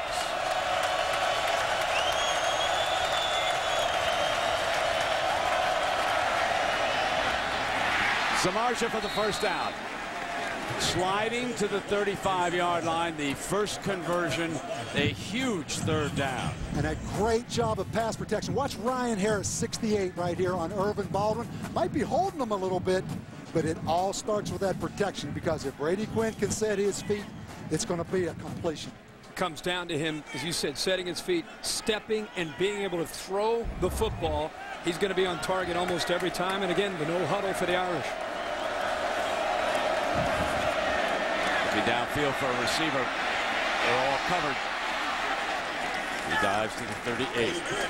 It's be second down and long is Justin Kershaw.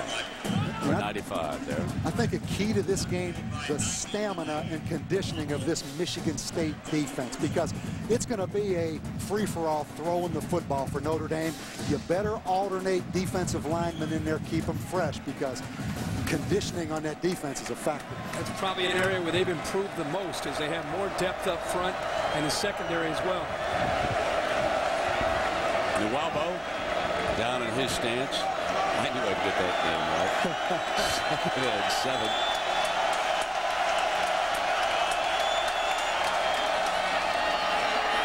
7. Middle, wide opens Carlson again. The tight end. 20. 5, dives, touchdown, Notre Dame. What a play, wide open. The tight end, John Carlson, 62 yards, and the Irish battling back again.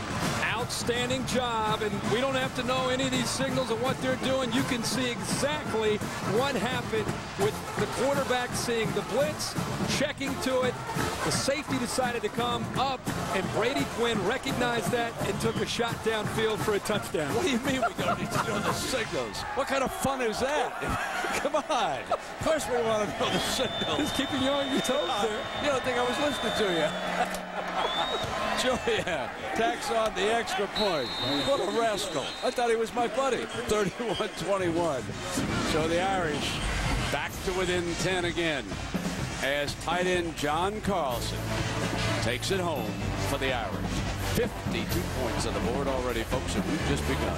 Lead now 9 touchdown runs, and then ESPN2, NC State has now grabbed the lead over Boston College, 10-9. Brent, back to you. Ball on the tee. Rinkus to kick it off here as Notre Dame climbs back to within 10. Aiming for the corner over there and on into the end zone. Let's go back. What Brady Quinn was looking at is right here. Adams, the safety, walking up. He makes the check to try to get a vertical stretch by the receivers, and he got exactly what he wanted. Well, the next thing you're going to see is a broken coverage right here. The strong safety, Otis Wiley, is going to run to the flat right here with Samardzija and vacates just the middle of the field right there. Kirk, that's too easy to turn that tight end loose down the middle of the field. I think that was the bonus package there for Brady Quinn. He just saw the blitz and wanted to try to find a seam up the middle of the field, and the busted coverage happened. It was a big play for Notre Dame. Remember now, it was 3 and out on the last series for the Spartans. Fake the toss and bring the end around underneath. A nice play fake there by Stanton, and Kerry Reed comes around as the end. And it's amazing how quiet Spartan Stadium has gotten since John Carlson just took that thing to the house. I mean, it is really quiet in here right now. And with that said, in the first half, we had some similar moments, but almost every time Drew Stanton came back with an answer to get the crowd back in the game, and that's why Michigan State had the lead at half. That's a solemn-looking group right there, isn't it? Yep, they need something to get them going. Second down and 8. Culprit. Stanton under pressure, and down he goes at the 15-yard line. The ball comes out, but that was Trevor Laws rolling in on him, and it was whistled down. So a big third down again coming up, and the Irish defense here, Coach, playing with just a little more effort. No question, and we talked about this young offensive line from Michigan State. Trevor Law is a senior, strong guy, just overwhelmed them up front right there. And we're seeing a young corner in Darren Walls, number 2, growing up as a true freshman right in front of us, playing great coverage that time against Matt Trannon. 3rd and 15. Irish rush 3, deflected incomplete, and it's 3 and out again. That's 2 series in a row. And now Baldwin and the offensive staff will have to go back to the drawing board in Duquay, the safety, making the play for the Irish. Like I said, Notre Dame's defense can't stop Michigan State. 2 straight series, 3 and out. And Tommy Zibikowski now, a guy as competitive as he is, fumbled that first punt of the game. Brandon Fields, the punter, outkicks his coverage a little bit. Keep your eye on Tommy Zibikowski, that return man right here. The Irish figure to get good field position. Remember, they have been working into that breeze with the rain falling again. This is a very short punt. They'll let this one roll down. The Irish will be working with a short field here. 9:08. So suddenly it is Notre Dame's defense that has turned the tide right here. That's only a 26-yard punt. Come back, it'll be the Irish turn.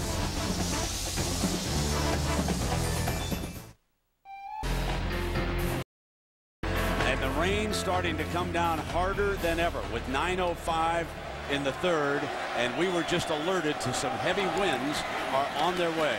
This is Walker at 80,193 in attendance here tonight as you see the rain starting to pelt down on the 3rd largest crowd in Spartan Stadium history.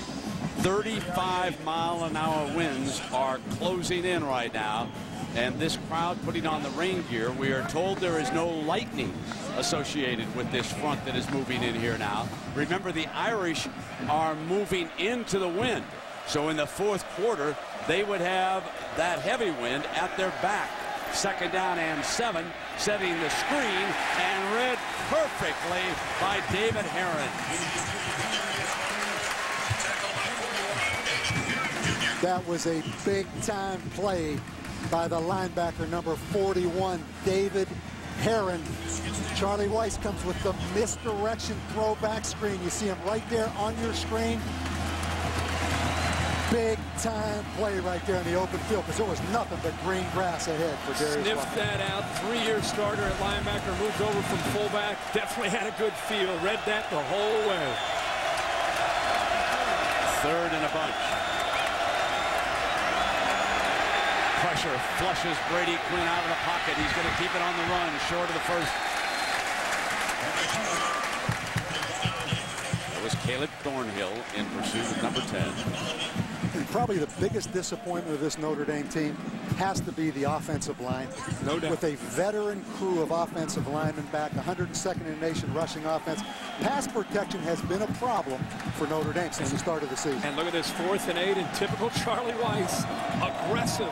We saw him work for him earlier deep in his own territory, Brent, on 4th and about 1.5 yards. The big throw to Carlson. Let's see how it works this time. This is a major field position gamble here. It looks like Michigan State's going to blitz this empty no-back set right here. They're all over him. He's got to throw it. Incomplete. Spartans take over at the 38-yard line. 6:50 to go with the wind at their back. And a great job by Michigan State. When you go empty, you have 5 blockers. This time Michigan State brings 6. David Herron on the blitz. Excellent aggressive call right there. We're going to take a break, but when we come back, we're going to talk strategy. Was that the right thing to do on 4th down? The game under these State offense up. It was 4th and 9 on that call. So here's first down for Drew Stanton. Remember now the Irish defense has forced 3 and out on 2 series. Not this time. That is Colquitt busting across midfield, and now they are at the 44-yard line. We check in with John Saunders in New York. John. Brent, the Sports Center 30 at 30 update. The Ohio State Buckeyes will retain the #1 spot. Antonio Pittman, part of the reason why. 12 yards on this run as they beat Penn State. Michigan may be climbing. They come back to beat Wisconsin. Chad Henne and Mario Manningham have hooked up 5 times in the last 2 games, including that win against Notre Dame last week. Brent. All right, John, and here rain driving down as a major front starts to come through the East Lansing, Michigan area. That was an 18-yard run for the Spartans, who come right back and go to the left side again. And it is Javon Ringer this time, the ball carrier, instead of J.U. Colquitt. One thing you see, excuse me, Brent, anytime you have to play a lot of 2 safety coverages, as Notre Dame's forced to do, the running game is there. You have the numbers match up as an offense, and that's what you're seeing right now. And what it comes down to when you have to do that is you got to win the battle up front with Notre Dame's defensive line. The first 2 series, you saw Landry up there, Trevor Laws, Abby and Murray. All these guys were winning, getting off their blocks, and getting penetration. You have to have that if you're going to play 2 safeties deep. Florida threatening Kentucky again, up 19-7. Here, the Spartans on the move. Stanton keeping it for another first down. Barging to the 30, and Zivakowski is there again, along with Trevor Laws. You love Drew Stanton. I love the kid. A first-round NFL draft choice. Courageous guy. He'll run that option on you. There's no hesitation. You know, he had a great game last year against Notre Dame. They were off to a 4-0 start. Things came apart after the blocked field goal attempt at the end of the first half against Ohio State. From that point on, lost 6 of their last 7, and he started to force things. This year, he's in a comfort zone. The rain driving down here in East Lansing. The wind starting to pick up. Again, we've been alerted. 30-mile-an-hour winds are coming in. It's at the Spartan back right now. Colquitt bust for the end zone. Touchdown, Spartans. J.U. Colquitt, a 30-yard run. So the Irish gamble failed, give the Spartans a short field, and they punch it in with the wind at their back.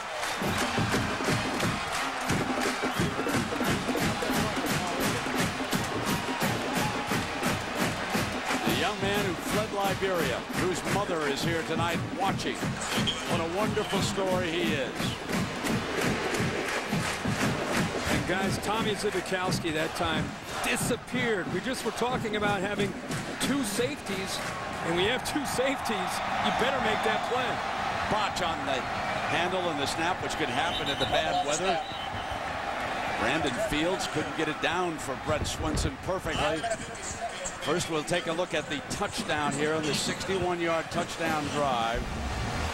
The player of the game right now, J.U. Colquitt. You see number 81, the big tight end, Dwayne Holmes, but 260 pounds in the rain. And his mother right there, even though it's raining, she's somewhere in there. Circle the happiest lady. She's in the hat.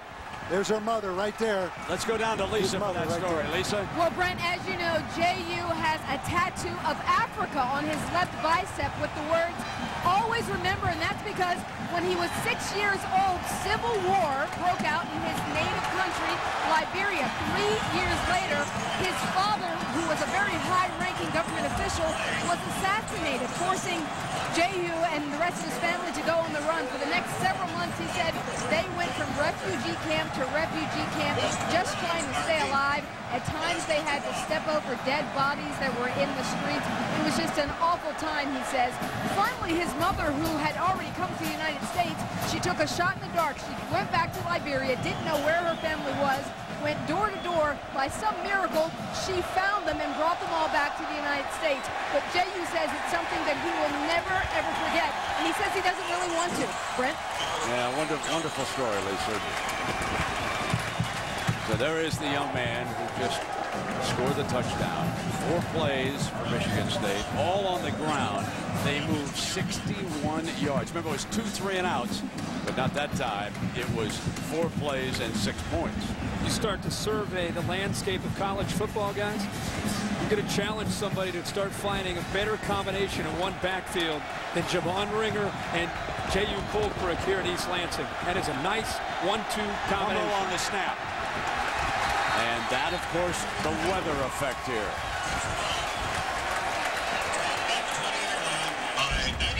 Obviously, the rain right now coming down as hard as it is a huge factor. It looked like the center, number 78, got the football up there, but I go back again, maybe because I'm a defensive coach, the missed extra point keeps this as a 16-point game now. That's big this now. is a 2-possession game. That's big now. And you know Charlie's going to go for 2 as soon as he gets the ball in the end zone.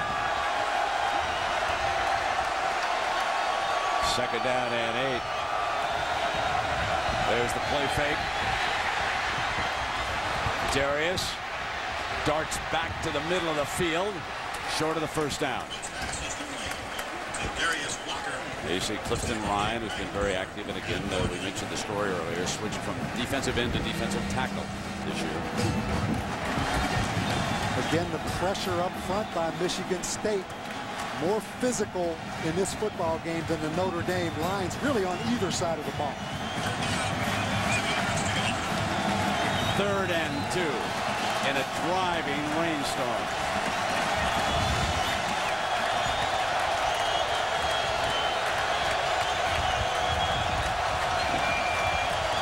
Fumble again on the snap. And the Irish must punt. Don't say they must punt too soon, Brent. Not yet. Surely he won't do that again down here. Second time we've seen in this series Brady Quinn having a problem with the center quarterback exchange. It's easy to sit here and say, well, maybe he's pulling out too early. Maybe the bottom line is, for any quarterback in these kind of conditions, it's tough to have the fundamentals of just holding on to the ball with this kind of weather conditions. 4th and 3 now. This is not easy either in this rain. Rice gets it off. Fair catch. They're going to get away from it. Going to be down at the 28. And got a little bit of an end game coming up now from Matt Weiner. Matt? Well, Brent, if Brady Quinn is falling out of the Heisman race, Chris Leak certainly looks like a guy willing to fill that void. Led the nation with 10 touchdown passes before tonight. He's got 2 more. That one to Cornelius Ingram. Gators appear to be on their way to beating Kentucky for the 20th straight meeting. Yeah, man, Chris Leak is probably on everybody's watch list right now. Again, Troy Smith and Adrian Peterson on most of the newspaper stories that I've seen are running 1-2. 1st down and 10.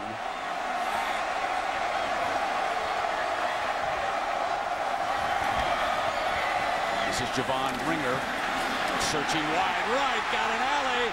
Zibikowski trips him up. And you see the speed of Javon Ringer, the fastest player on this Michigan State team, also the strongest player. Notre Dame with great penetration. He just outruns the defense, and a great open field tackle by Tommy Zibikowski.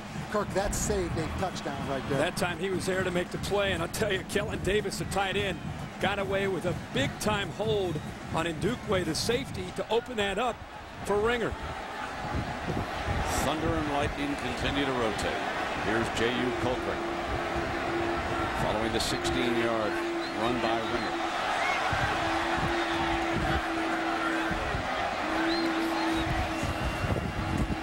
Colquitt to the middle and short of the first down. So let's remind everybody, on Monday night it's going to be a very dramatic evening on ESPN. The reopening of the Superdome. The Atlanta Falcons and Michael Vick will pay a visit on the New Orleans Saints. You will see Reggie Bush, the final rookie for the Saints. And there you see some statistics here so far in the young NFL season. And if you haven't seen that Atlanta offense, it's interesting because there's a whole lot of college offense. There's a lot of option plays that Vick's running. On the roll, tipped away from the tight end, Kellen Davis, by Zibikowski again. Tipped by Zibikowski, incomplete. Good recovery that time by Zibikowski, but this offense puts so much pressure on those safeties because it's a big injury now. This is the center. Yeah, it is. Best offensive lineman and great leader, Kyle Cook. Especially on a night like this when quarterback center exchange every time you snap it. You know, one of the things John L. Smith has been battling is his wife, his lovely wife Diana, has been afflicted with with breast cancer. And with more on that story, let's go down to Lisa. Well, Brent, John L. Smith's wife, Diana, was actually misdiagnosed 4 years ago. She was told that she had a malignant tumor, and then about a year and a half later, John L. said they had to live with that for a year and a half. Then he was in his office one day. His wife called and said, "Are you sitting down? The doctors were wrong. The tumor is not malignant." So he said he just dropped to the floor. He was so happy and relieved. But then, as it turned out, this past Christmas, doctors found another tumor. They did radiation treatment. She did not have to have chemotherapy. He says that right now she is doing fine, and I believe she is here tonight, Frank. Yes, she is. She's up here watching the game. So now coming on the field is John Masters. As they realign the offensive line, at least for one play, Kyle Cook is forced to leave. Masters is a junior from Carmel, Indiana. Shotgun snap in the rain right away. 3rd down and 4, and just a straight quarterback run for the first down. And we have a flag down. Flag on the play. That is a huge call. May have been John Masters, the center, called for holding. First play in the game. Exactly right. So they'll march this off. And I had a chance to ask John L. about how Diana's coming along, and here's what Coach had to say. We've gotten through. We had a first diagnosis that wasn't right on another tumor anyway. We had got that taken care of. Then she was diagnosed with the breast cancer Christmas, and we went in and had that operated on, and she's gone through the radiation, and she doesn't have to do chemo. And right now she is clean, cancer-free, and it's great. So she's doing great. And God bless, son.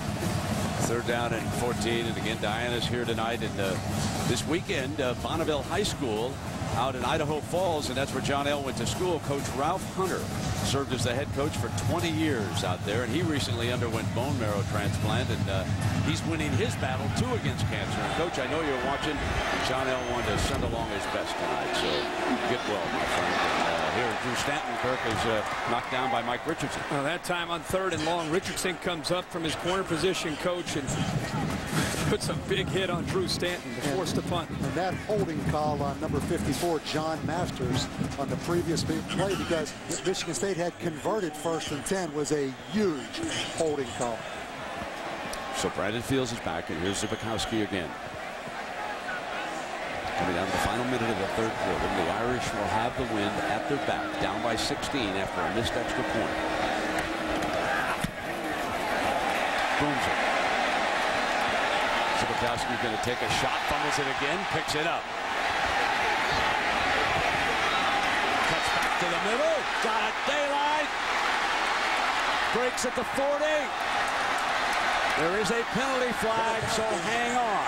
There is a penalty flag as Zibikowski takes it to the end zone with 33 seconds, but there is a penalty flag. Brent, the heart of Tommy Zibikowski. This one's going to come back, but this kid is an unbelievable competitor. He fumbled that first punt. You knew it was only a matter of time until he was going to take one back.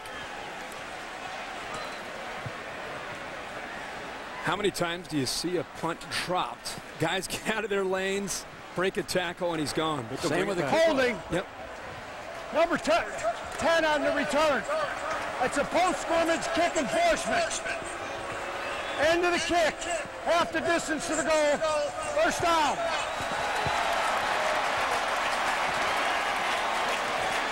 Wow.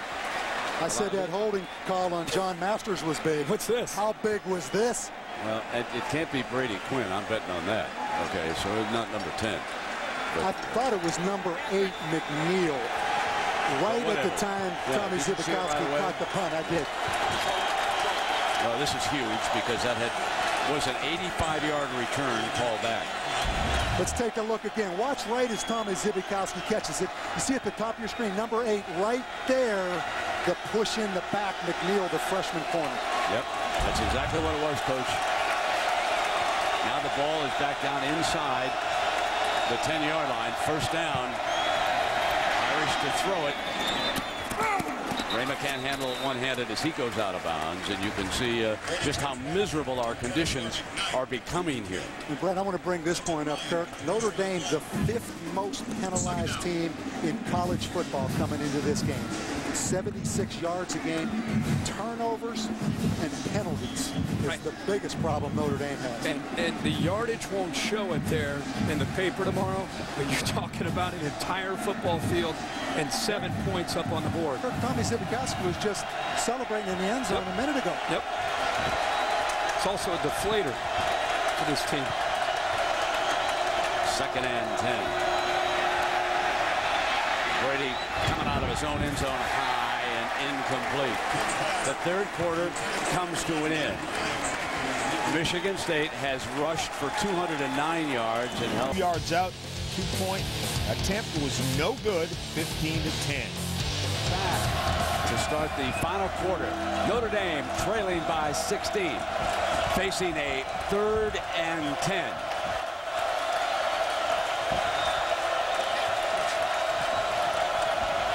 From the end zone, on the move, and the Irish are forced to punt. And folks, the wind has turned against Notre Dame. It has turned completely around.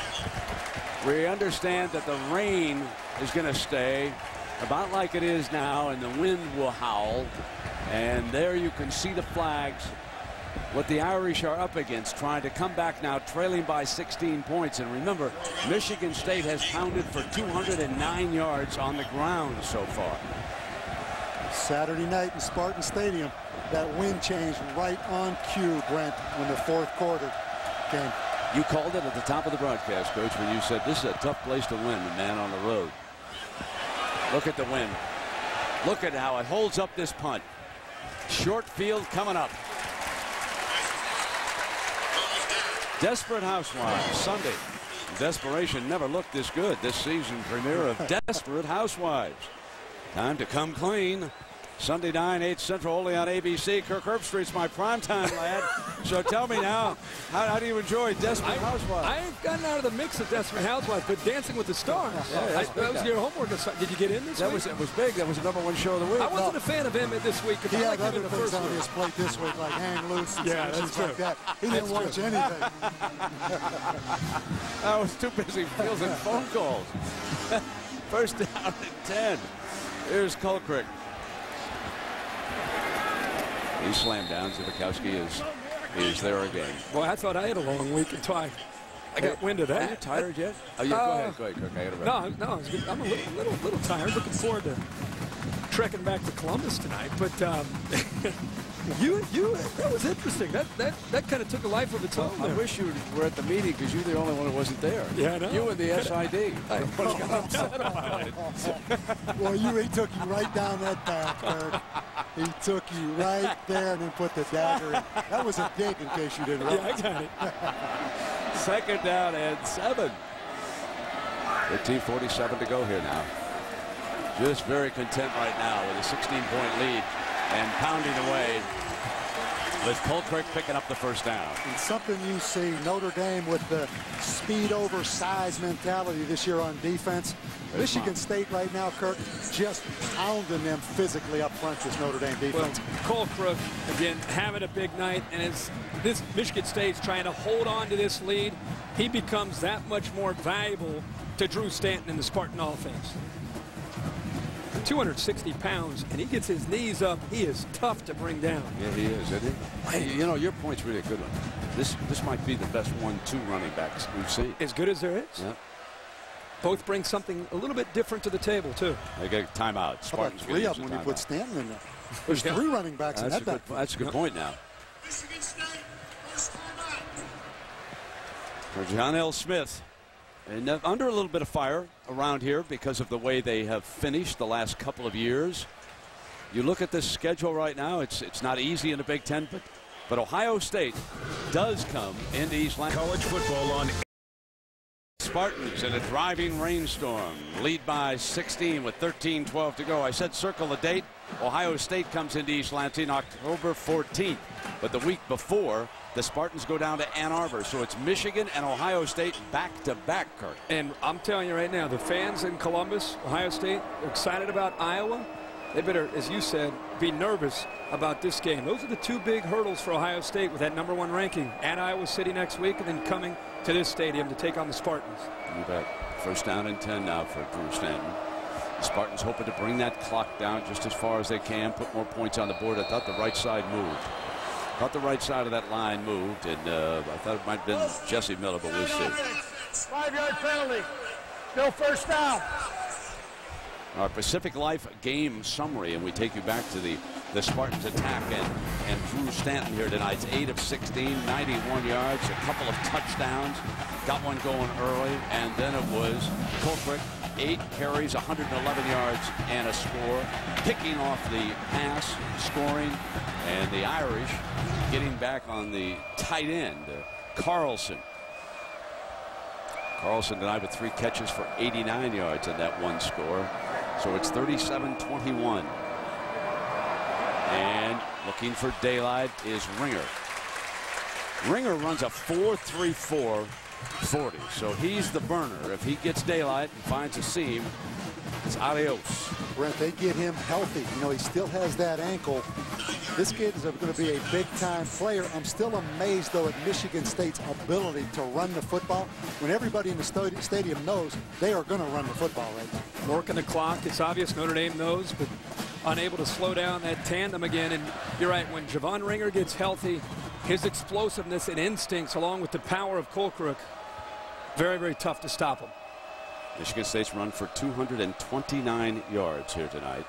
They're averaging 6.8 yards a play. Didn't get it there, and it looks like holding's going to be called. The flag came flying in on that run.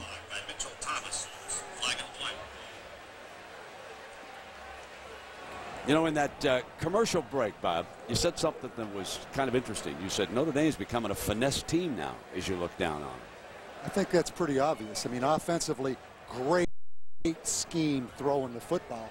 The reality is that they came in 102nd in rush offense, and defensively you can see they've gone with a little more speed, moving a guy like Travis Thomas or running back to linebacker. They have a tough time matching up physically to teams that are going to run the ball. Which is crazy when you think that they had 4 of their 5 offensive linemen returning, a quarterback who's been starting for 4 years, a running back who's been starting for 3 years, talented receivers. If you would have said that Notre Dame's going to struggle out of the gate, you would have said, boy, it's that the Achilles heel is the defense. But it's been, as Bob said, it's been the offense as well. They've rushed for only 54 yards here tonight. There are 3 Michigan State runners who have rushed for as many yards as the entire Irish team, just to put that into perspective. Second down, and here comes Stanton looking for more. Penalty flag.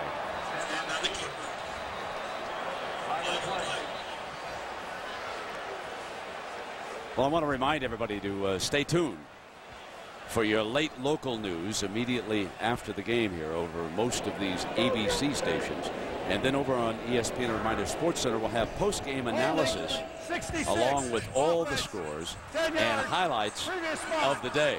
Still second down. And in case you missed some of the action, you're going to want to see how the Buckeyes of Ohio State, they were struggling a bit early on in that game, and then they exploded. Troy Smith, he enhanced his Heisman Trophy candidacy with a tremendous scoring strike, and the defense turned in a couple of huge interceptions. I'm sure that'll be part of the highlight package tonight. They'll update the story with Florida if you missed any of the early plays from this game. And then, of course, those of you sticking with the ABC stations that we're on, you've got all your local news coming to you. Second down and 27. And guys, this is a 2-possession game still. It's only a 16-point game. All of a sudden, Michigan State going backwards right here. And they've used another timeout, huh? Is that not Michigan State, though, Kirk? You've been in the Big Ten forever. As good as they can be, and then there's other times all of a sudden they can be as That's bad. right. That's why you always feel like you're in a game when you're playing against them. Only one left, but they're still up by 16. Rain is still coming. It's Saturday night. And Charlie Weiss is looking at the quarterback who's over by him. And they're making a shift. Now here comes Stanton back toward his center. What was that all about? One time they're going to stay there and snap at the ringer. And he just wanted to chat with Coach Weiss, so I'm going to ask him if he's enjoying the rain. Here is Rowland in trouble. Down he goes, Derek Landry. Well, there's some great speed by that Notre Dame defensive line. And Derek Landry, his quickness is what allows him to play to the inside. This time he just reads the play almost like a linebacker, comes down the line and accelerates. And when you chase, when you're a defensive lineman and you bring down Drew Stanton, that's a great play by Derek Landry. And look at Michigan State back. They're 1st and 10 at the Notre Dame 30-yard line. You can see that Frome was creating some havoc too, number 75, wasn't he, on that play? 3rd and 42.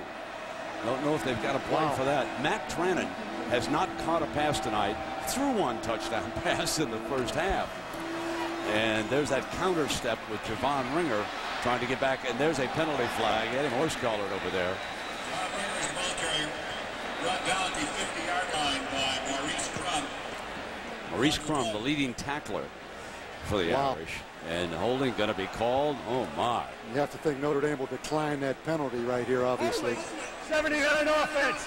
Penalties decline. 4th down. Well, Bob, let's go to your point of where we stand overall, the big picture of this game. Yeah, and you go back to that missed extra point. It's still a 16-point game. 2 touchdowns, 2 two-point conversions. Zibikowski had an 85-yard touchdown call back. Brandon Fields in the park. Brandon Fields. A bit under his average, but he did have one 73-yarder that he wishes was only 70 because it rolled into the end zone. Zibikowski going to hope this one goes in, and it does. It'll come out on the 20-yard line. Fields punt goes into the end zone. So the Irish, down by 16, will take over on their own 20-yard line when you come back and join us on a rainy night. Earlier about fresh defense is out, and Brandon Long, number 47, is in that down line. The defensive line for the Spartans much improved here tonight, and they've caused the Irish offensive line a lot of trouble. Brady has time this time, fires high, middle, on the deflection, caught by the tight end Carlson. Look what I found. That's the first break that Notre Dame's been able to catch, and Brady Quinn indecisive, good coverage downfield. He's nice time. That time they gave him time to throw, but he was high with the ball, maybe aiming it a little bit there when the ball's high. That time, though, deflects off a receiver's own receiver's hand and right into Carlson for a big gain. 32 yards is the game, and on 1st down, now he's forced out, in trouble, sacked at the 45-yard line, loses 7 yards on the play. Again, time to throw. And what I'm noticing, watching the receivers, they're very, very careful with the distribution of their weight because of the slippery field, and it's taking them a lot longer to run their routes. There was nobody open, and it's because it took them so long to get downfield. If you think back to last year, Kirk, of Brady Quinn just standing flat foot in that pocket, and that ball coming out of there on timing and rhythm. The timing of this passing game right now is on. 2nd and 17. The shorter drop. Samardzija, and he's short of the 1st down. That's more of what you're seeing, what you'd expect to see. Quick 5 steps, take your hitch, get the ball out. Now Brady Quinn back to the line again, trying to keep not only his own tempo, but trying to keep Michigan State's defense, keep them from being aggressive. See if the Spartans still try to bring the pressure here on 3rd down. So Darian Adams made that defensive play, number 27. 3rd down and 5 for Notre Dame. Not a bad down to run the draw right here. Obviously 4-down territory. Going to go deep on it. And the receiver looking for a flag, not going to get it. Jeff Samardzija was looking for help. Wanted to be bailed out by the referee. Well, if you're Brady Quinn, you will take this matchup. Your best receiver against a safety, one-on-one. You've got to put in a position where he can go up in the air and make a catch. It's fine coverage by Adams, but you've got to give him a chance. He's known for his ability to go up, make a catch, give him a chance. And a lot of times when the defensive back doesn't look back, you get pass interference called. Good no call, though, in my opinion, right there. It leaves him with a 4th and 5. Short drop, fires for it, got the first down, kept it going. Samardzia's got a block, headed for the end zone. Jeff Samardzia reaches for the end zone. Got the touchdown.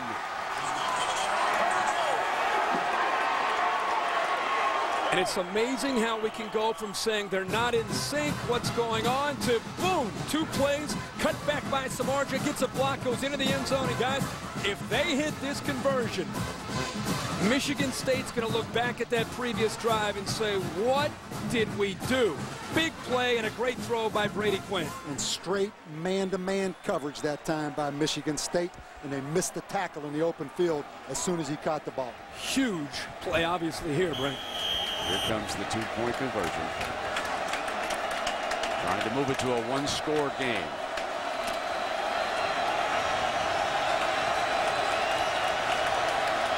And moving Samardzia to the other side of the formation. And Adams goes with him. Always Jeff Samardzia in the red zone. You better defend Samardzia. They're going to try to run for it. Can Darius get there? He cannot. It'll take 2 scores for the Irish. Otis Wiley, number 21, who moved from nickelback to free safety, making the stop on the run. Are you surprised at the call, Kirk? Very surprised. Very surprised. Better yet, do you agree with it? I'll ask the 2 wise men when we come back in just a moment. The Spartans lead it by 10. Down there with Brady Quinn having thrown 4 touchdown passes here tonight, and that 1 interception. You can see how he's picked it up. After his slow start, I have to say his best 3 quarters of football that he's played this whole year. And if you take the interception away, it's been a great 3 quarters of football. The Irish don't onside kick it, and it goes through the end zone where it will come out on the 20-yard line. So let's take a look at the ESPNU All-State standings while we have a moment here. The Buckeyes, you can see everybody won. USC playing Arizona right now, and that gives you an idea of where we stand with the top 10. The Buckeyes will maintain their hold on first in all of the polls this week, and we'll see them next Saturday night at Iowa. It'll be the Buckeyes and the Hawkeyes at 8 Saturday Night Football on ABC. Now that gives you an idea about Drew Stanton's struggles here in the second half, guys. And I think the game plan has changed quite a bit from the first half to the second half with the lead. But I tell you, the guy has had an answer every time it seems like Michigan State is on the ropes. Let's see if he can do it here, Brent. Here's Ringer. Slashing to the 20-yard line. Let me go back to that play, guys, because I mentioned it going to commercial. Did you agree or disagree with Coach Weiss attempting to run for the 2-point when he struggles so badly with the running game? Well, it's easy to say you disagree because it didn't work. But the strength of this team is Brady Quinn with the ball in his hand, trying to pick apart a defense. It surprised me. I was surprised by the call, but I don't have a problem putting the ball in Darius Walker's hands because we were down at Georgia Tech the first night of the season, and they put that ball in his hands in the second half, and he won the game. Yeah. But I was surprised right there because they haven't run the ball all night. Right. Maybe that's what he was thinking, trying to catch him off guard. Down to work 7 minutes. Trailing by 10. Big second down here, and the Spartans have not moved the ball. There's Ringer being brought down by Landry again. Derek Landry, number 66. He's played a whale of a game defensively for the Irish. That front's held up. Sure have. Derek Landry playing very well. And right now, Rick Minter's bunch, every snap, every single snap matters. When it's a 2-possession game, you get under 7 minutes, they have to get the ball back to Brady Quinn. So they can't give up any first downs if they want to have a chance to come back and win this game. In those first 2 snaps, Notre Dame playing man-to-man coverage. Just outnumbering Michigan State against the run. It's play of the game right here. 3rd and 9. Man-to-man coverage all the way right here for the Irish, and Drew Stanton sees it. They try to run for it, keep that clock. A very conservative decision. Fumble! The Irish say they've got it. And the Spartans are saying it should be down right there. Notre Dame football, the break they wanted, 6-10. Ndukwe yanked it out. The safety, number 18. Shinadu Ndukwe. Keep an eye now on what number 18 does here. Look at him reach in. He's going to steal the football. Takes it away and recovers it. What a play by Ndukwe. And that's the first Spartan turnover of the night. Give Notre Dame a lot of credit for ripping out, but guys, if you've watched Michigan State for the last 50 years, you know that this is why you're Michigan State. The last drive, they had 1st and 10 at the Notre Dame 30, went all the way back, gave Brady Quinn a chance to come back. I said at the break, the next thing you see, they're going to fumble at their own 20, make it to 25. There they are. Brady Quinn stepping up, going to take off. There's a flag. Penalty flag is thrown by the referee. I think Bob Morton, the right guard, number 76 that time. Yep. This offensive line continues to be a concern, Kirk. They got overwhelmed there.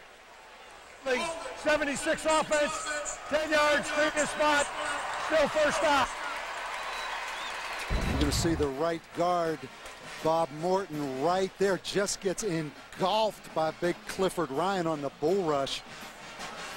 The big decision by the Spartan coaches was moving Clifton Ryan from end to tackle, and he has been a load tonight for the middle of that Irish defensive line. Number 92 has created havoc.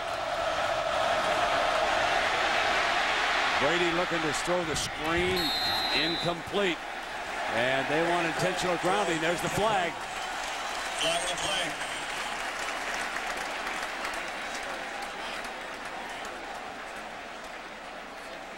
There it is. Wow.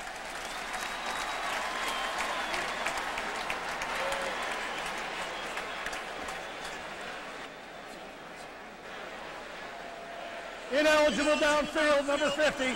5-yard previous spot, still first down. Chris Smalling, the defensive coordinator of Michigan State, got his point across to these linebackers. This time, David Herron just grabs a hold of Darius Walker before the ball is thrown, trying to get a hold of him, knowing that Notre Dame loves to screen in these kind of situations. That's a Quinn Brayton mistake on where he threw the ball. Exactly. The reason it was a penalty was because the lineman was downfield. It was supposed to be a screen. The ball wasn't thrown behind the line. It was thrown over the line.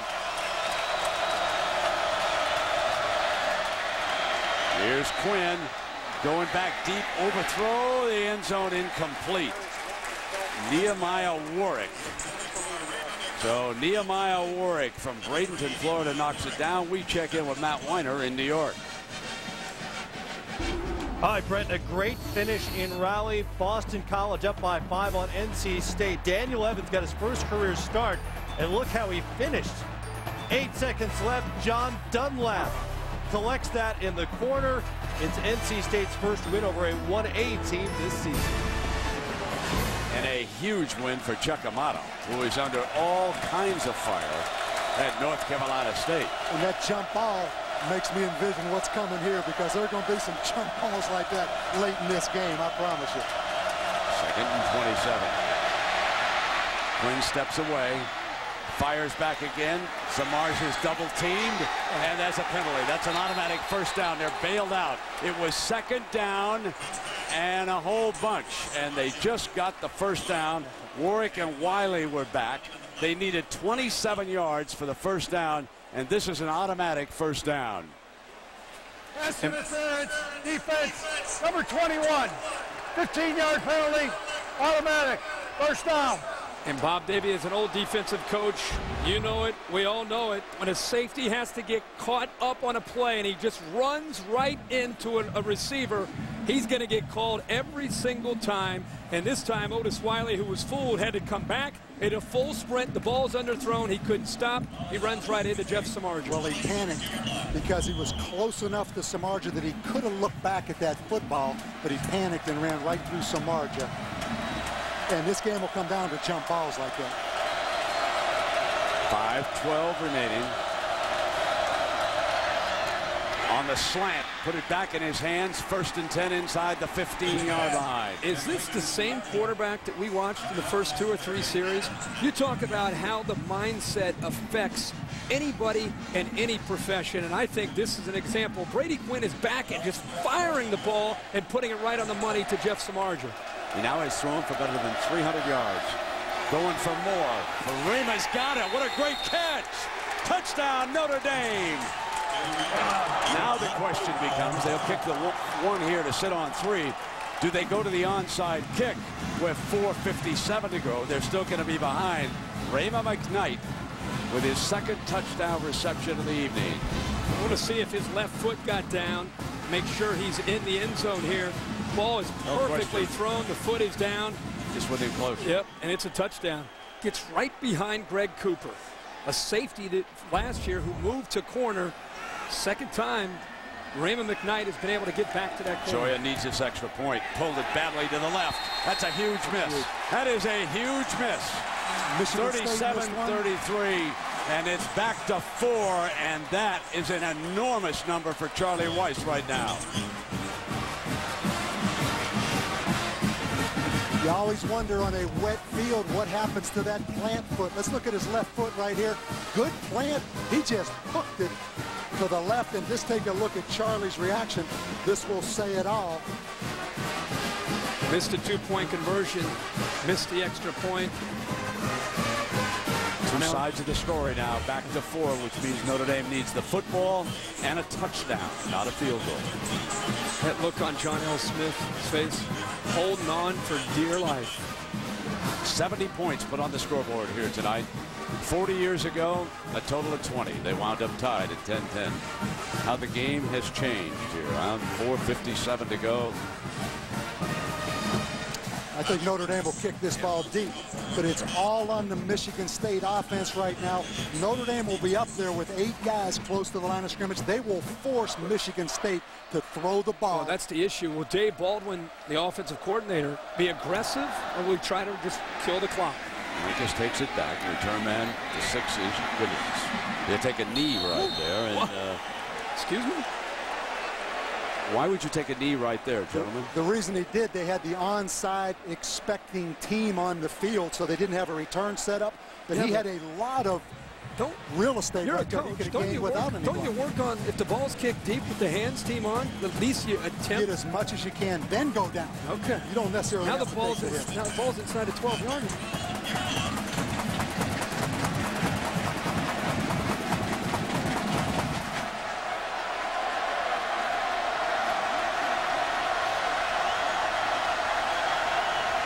4:33 to go. Michigan State leading by 4. Notre Dame pulling the extra point, which would have had them within 3 points. The timeout situation, the Spartans have used 2 of their 3, but the Irish have all 3 left as Notre Dame attempts to come from behind. Brady Quinn, after a sluggish first quarter, has thrown for 319 yards and 5 touchdowns here tonight. And Brent, here's where the new clock rule. We need to make a game clock correction. Here's where the new clock rule really takes effect, because this clock will start right now, obviously on this change of possession, unless Notre Dame calls timeout. So this last 4:32 will wind down pretty quickly right now.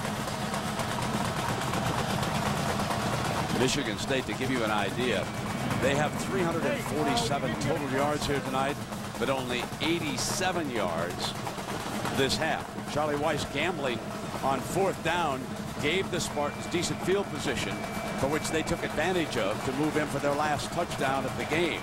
They were sitting on 31 and they missed an extra point. So now it's 37-33, 4.5 minutes. And you so feel, it goes to 4:49 now. You feel kind of a cloud of doom over top of this right now, don't you? Well, I feel the pressure. Ball's in the court now, John L. Smith. With the lead, the way Notre Dame has come on, how do they attack this Notre Dame defense? Coach, when should he start using the timeouts? Charlie Weiss, he's got all 3 now. He's got to think about when to use it. Yeah, Brent, I would use it right away after this first play, obviously depending on the outcome, because Michigan State's going to let it run all the way down. Here comes Javon Ringer.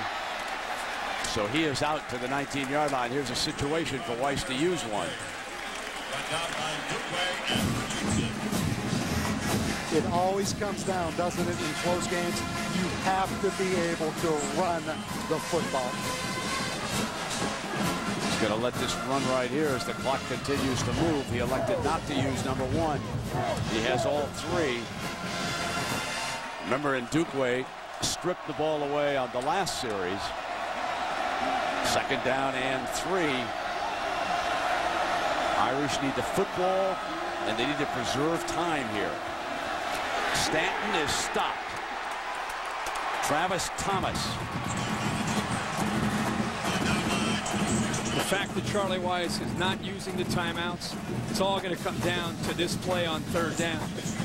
He's showing a lot of confidence in his defense. He believes that they can come up with a stop, and he's decided to preserve those timeouts depending on what happens right here on 3rd down. And if I'm Rick Minner, I make Michigan State throw the football right here. Do not let Drew Stanton run a quarterback draw.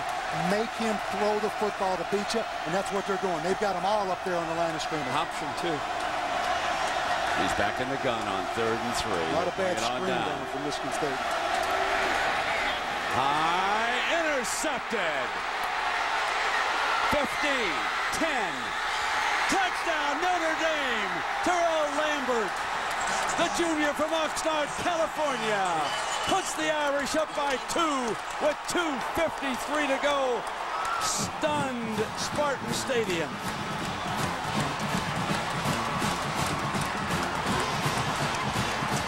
We just talked about the momentum and the attitude of this football game going back and forth and how it's favored Notre Dame here in the 2nd half. And Brent, the amazing thing is Terrell Lambert last week was a young man who had a hard day against Michigan and Mario Manningham. This time he gets redemption. A big extra point. Carl Joya hooked the last one. Needs this one to sit on a 3. You know exactly what he's thinking. If he lets this one slip away, and I'm talking about this Michigan State team, it's hard to ever overcome one like this. Well, we saw that last year after they played Ohio State. Lost 6 of their last 7 after starting 4-0. Slips this one through now. So it's a 3 with 2:53 to go. Talking about a 5th-year senior quarterback right here. Yep, but Derek Landry, the defensive lineman, got back into coverage on the zone blitz, got a hand up, and that, I think, was enough to get in the way of the Michigan State receiver, and it's great to see Lambert. Lambert last week couldn't do anything right against Manningham, and this week he gets an opportunity to come up and make a play, and how about not only making the catch, but showing the athletic ability to take that all the way to the house for the go-ahead score. Michigan State with back-to-back turnovers. Charlie Weiss says, thank you. We will take that from the defense.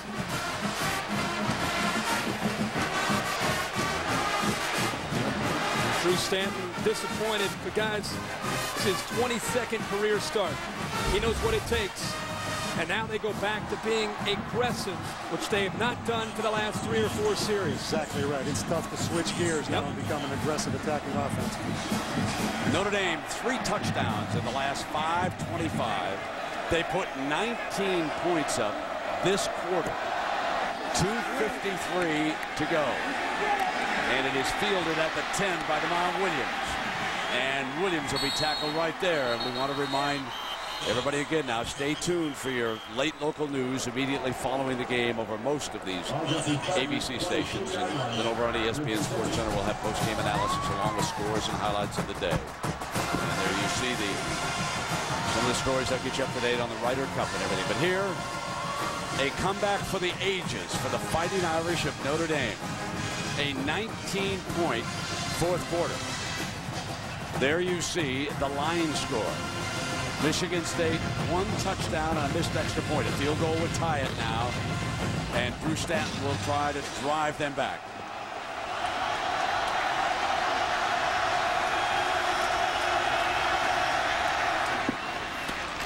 Sliding and incomplete. Got away from Scott. Scott last 31 to 14. Coach, go ahead. Yeah, Brent, I'm sorry, but Scott last week, 3 big drops against Pittsburgh right there. And right now, mental toughness. If you're Drew Stanton, somebody's got to come up and make a play to get some kind of momentum to make a run late in this game.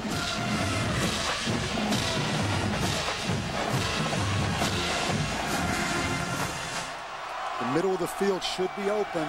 Notre Dame playing a lot of 2-deep coverage again.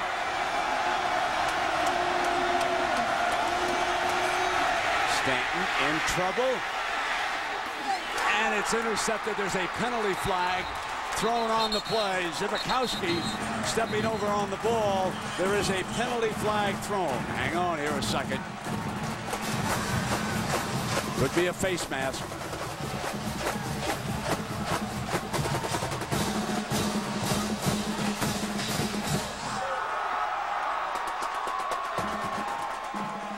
Wow.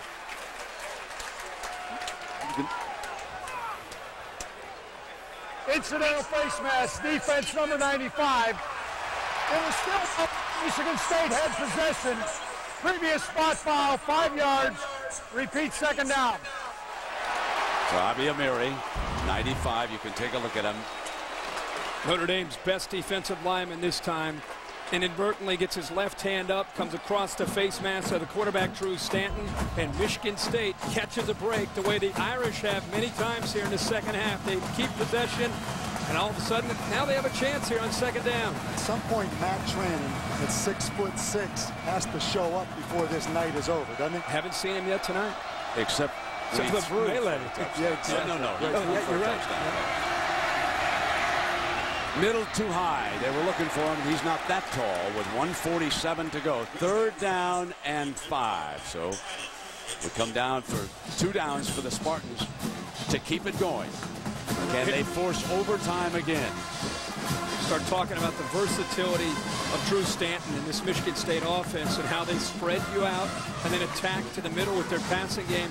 Not only that, depending on what Notre Dame comes out in, he can also run speed option from the shotgun. So he's very versatile, and we'll see how they try to come after this Notre Dame defense depending on what coverage they come out in. No questions, 2 downs to make the first down. That goes without saying. They could run the football here. And Michigan State's 0 of 6 on 3rd down this half. On the slant, and they have got the big fellow that time, Matt Trannon. That's his first reception, and that moves the chains. And for a few moments, the clock stops. 1:42. The big guy was such a big advantage with his size. And we're watching in warm-ups the field goal kicking in Michigan State. They've got to get to about the 30-yard line with Brett Swinson to have a legitimate shot at kicking a tying field goal. So Drew Stanton, his first completion of the half, and the play is stopped with the flag. That's hard to believe that Stanton went to 1:33 left to complete a pass. Jess Miller.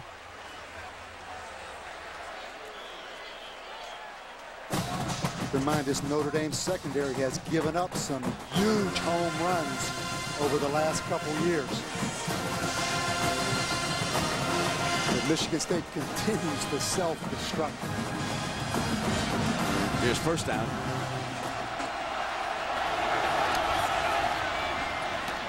There's a strike, and Trannon trying to battle for more yards. I thought he was out of bounds down there, and the linesman agrees. He'll mark it right down there. 1:21 to go. And Bob, I hate to bring this up, but you mentioned it, and I can remember one night you were over there on the sideline late in the game. You'll still remember that play. I can remember the exact situation in 2000. Michigan State beat us. Herb Haygood caught a 70-yard slant on 4th and 10 to beat us. Better watch a double move right here by Trannon. A little out and up, something like that Michigan beat them on last week. 2nd down and 6. Stanton on the move. Crump got him, throwing him down. So they're keeps him in bounds. Keeps it in bounds. Great play there by Crum to be able to bring down Drew Stanton. But Bob, Notre Dame's defense, their corners are sitting back because of the one-on-one coverage. Don't be shocked here to see Drew Stanton go underneath. Well, this time they're up tight. Try to take away that underneath throw. Needs the first down. Needs the 5. Going to take off for it, and he's short. Call timeout if you're Michigan State. They've got right one timeout left in 37 seconds, and there it is. Now they need to get downfield close enough where they can spike the ball to stop the clock and get the field goal team on the field. But first things first, they need yards here. They're only near midfield. Kirk, what'd you say? He's got to get to the 30. Got to get to about the 30-yard line to have a legitimate shot. What an adjustment there by Notre Dame's secondary to get up into the face of the Michigan State wide receivers. I think it caught Drew Stanton off guard. For those of you who joined us late, this was the comeback. And Duquay, number 18, yanking the ball free for the Irish. Brady Quinn hitting Raymond McKnight for the touchdown. Then the interception. And Lambert, the junior, taking it in. And Notre Dame with 19 points this quarter. They said no timeouts left. You could go what he's telling them over there. You go to the play calling right here of Michigan State, a 260-pound tailback in J.U. Kalkbrenner. But you also know Notre Dame is going to be up there challenging them. Tough call if you're Dave Baldwin. I put the ball in the hands of Drew Stanton. They love option on these short yardage situations. But Kalkbrenner with the big night with 260 pounds coming right into that defense. He's had a problem bouncing it, so we'll see if they try to get him the ball. We haven't seen him for a long time. An interesting Javon Ringer is in the game right now. Usually means option, like you said, the Ringer's in.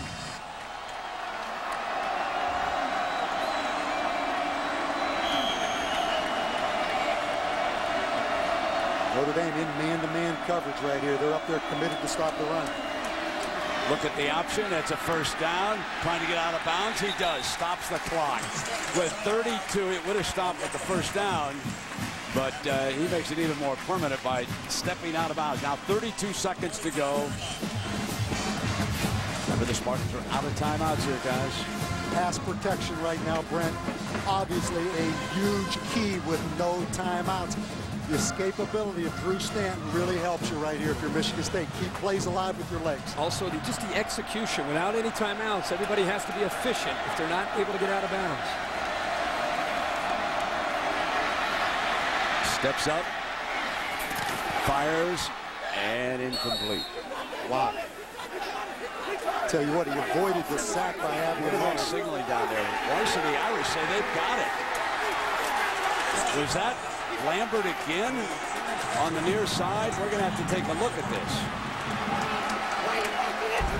Ball is deflected by 30. Richardson right there, right into the hands, off the leg, off the foot of Richardson, and falls on the back of Reed. Unbelievable. Oh, my Was he gosh. in bounds, though, when he gained possession of that ball? Watch the ball go off Richardson, right into the hands, off the leg, and how it stays up off the ground. It's an interception. First down. I think he was in bounds. The ball never touched the ground, and it looks like he's in bounds. But you know, if I'm John L. Smith, I use the coach's challenge here just because it's so critical. He doesn't have any timeouts left, Brent. That's true. But they're going to review this. There's obviously time to review it. You're exactly right. Let me go back on that rule because I made a mistake and you were right on it. You've got to have a timeout to be able to issue a coach's challenge. This is pinball right here. Richardson. Then it hits Richardson on the back of the leg. He's in bounds. That's an interception. This is just unbelievable. This is the young man who intercepted the pass and took it into the end zone. The ball is alive. Does he have possession? The left knee's down right there. And again, how fitting for Lambert after the week that he had last week against Michigan.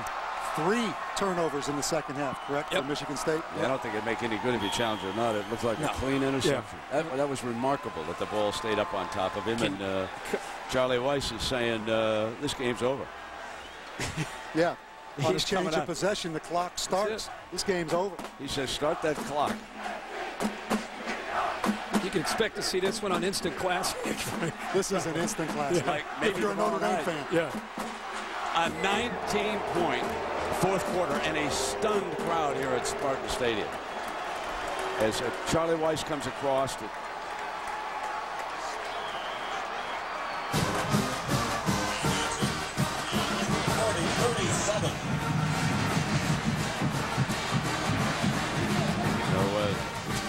shaking hands, and the fans here just simply cannot believe it.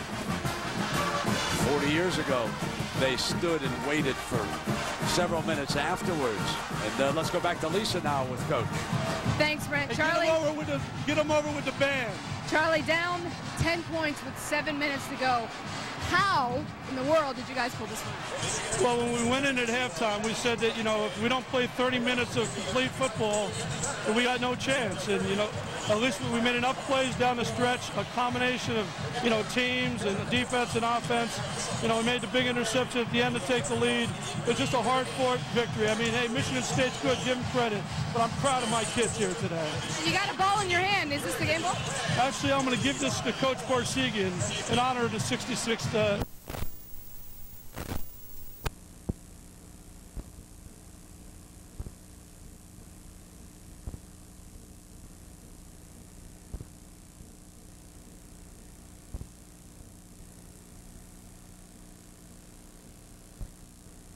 And Jeanette Levy has the story. Surrounded by veterans and friends, Ken Jerebick presented a flag that will be flown over the Wall of Honor at Four Seasons Park. Jerebick designed the wall in memory of his son Ryan, a Marine who was killed with 11 others in Iraq in 2004. It's going to be very emotional here. This is the park that he played in when he was little. He ran these roads. That's why this run was named after him. He trained here. This is where he trained to become a Marine to defend this nation. And yeah, it's pretty emotional. And to stand here, to see his stone, it's pretty hard. 7 bushes stand in front of the memorial. They symbolize the 7 guards on a 21-gun salute. Those bushes will guard the memorial. Community members and those who've played a role in the war on terrorism said it was important for them to attend today's dedication. Ken Jerebick himself told me a week ago that when a loved one from your family wears the uniform of the military, the whole family wears the uniform. And he's absolutely right. And he and Rita know better than anybody else that that is, in fact, the truth. Today, the village of Hobart wears the uniform. Hobart Village President Rich Heidel asked his old friend and former New York City Police Commissioner Bernard Carrick to speak. Carrick oversaw the world's largest crime scene, the World Trade Center, following the 9/11 attacks. I think most importantly it's a way for me to say thank you to the Jerebick family and to all veterans. I take this extremely personal because in my eyes the first battleground in this war was Ground Zero. I lost 23 people there on that day.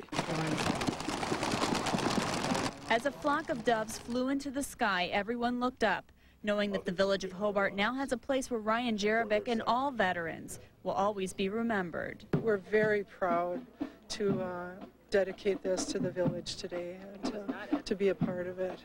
And it's always with mixed emotion. It's bittersweet, you know, to be here and celebrate, you know, the freedoms that we have because of the sacrifices of those we've lost. In Hobart, Jeanette Levy, CBS 5 News. Several area businesses contributed to building the Wall of Honor. Well, some local heroes were welcomed back today. There are stars in the sun. Members of the 2nd Battalion, 127th Infantry, and their families got a welcome home celebration today at the Fox River Mall. Fox River Mall in Appleton threw the party. The soldiers say they couldn't be happier to be back home in Wisconsin. It's just awesome to be back. There's so much to be thankful for that prior to leaving you take for granted. Mowing the lawn was such a chore before. Now it's a joy. When you don't see grass for over a year, the little things mean so much. The battalion served overseas for more than a year before returning home in August. Well, a woman who was brutally murdered in Oshkosh is being remembered tonight with a candlelight vigil. CBS 5's Terry Kavarik joins us now live with more. Terry, what's going on out there? Well, right now, Bill, about 60 people have gathered at Sacred Heart Parish, at the grounds of Sacred Heart Parish.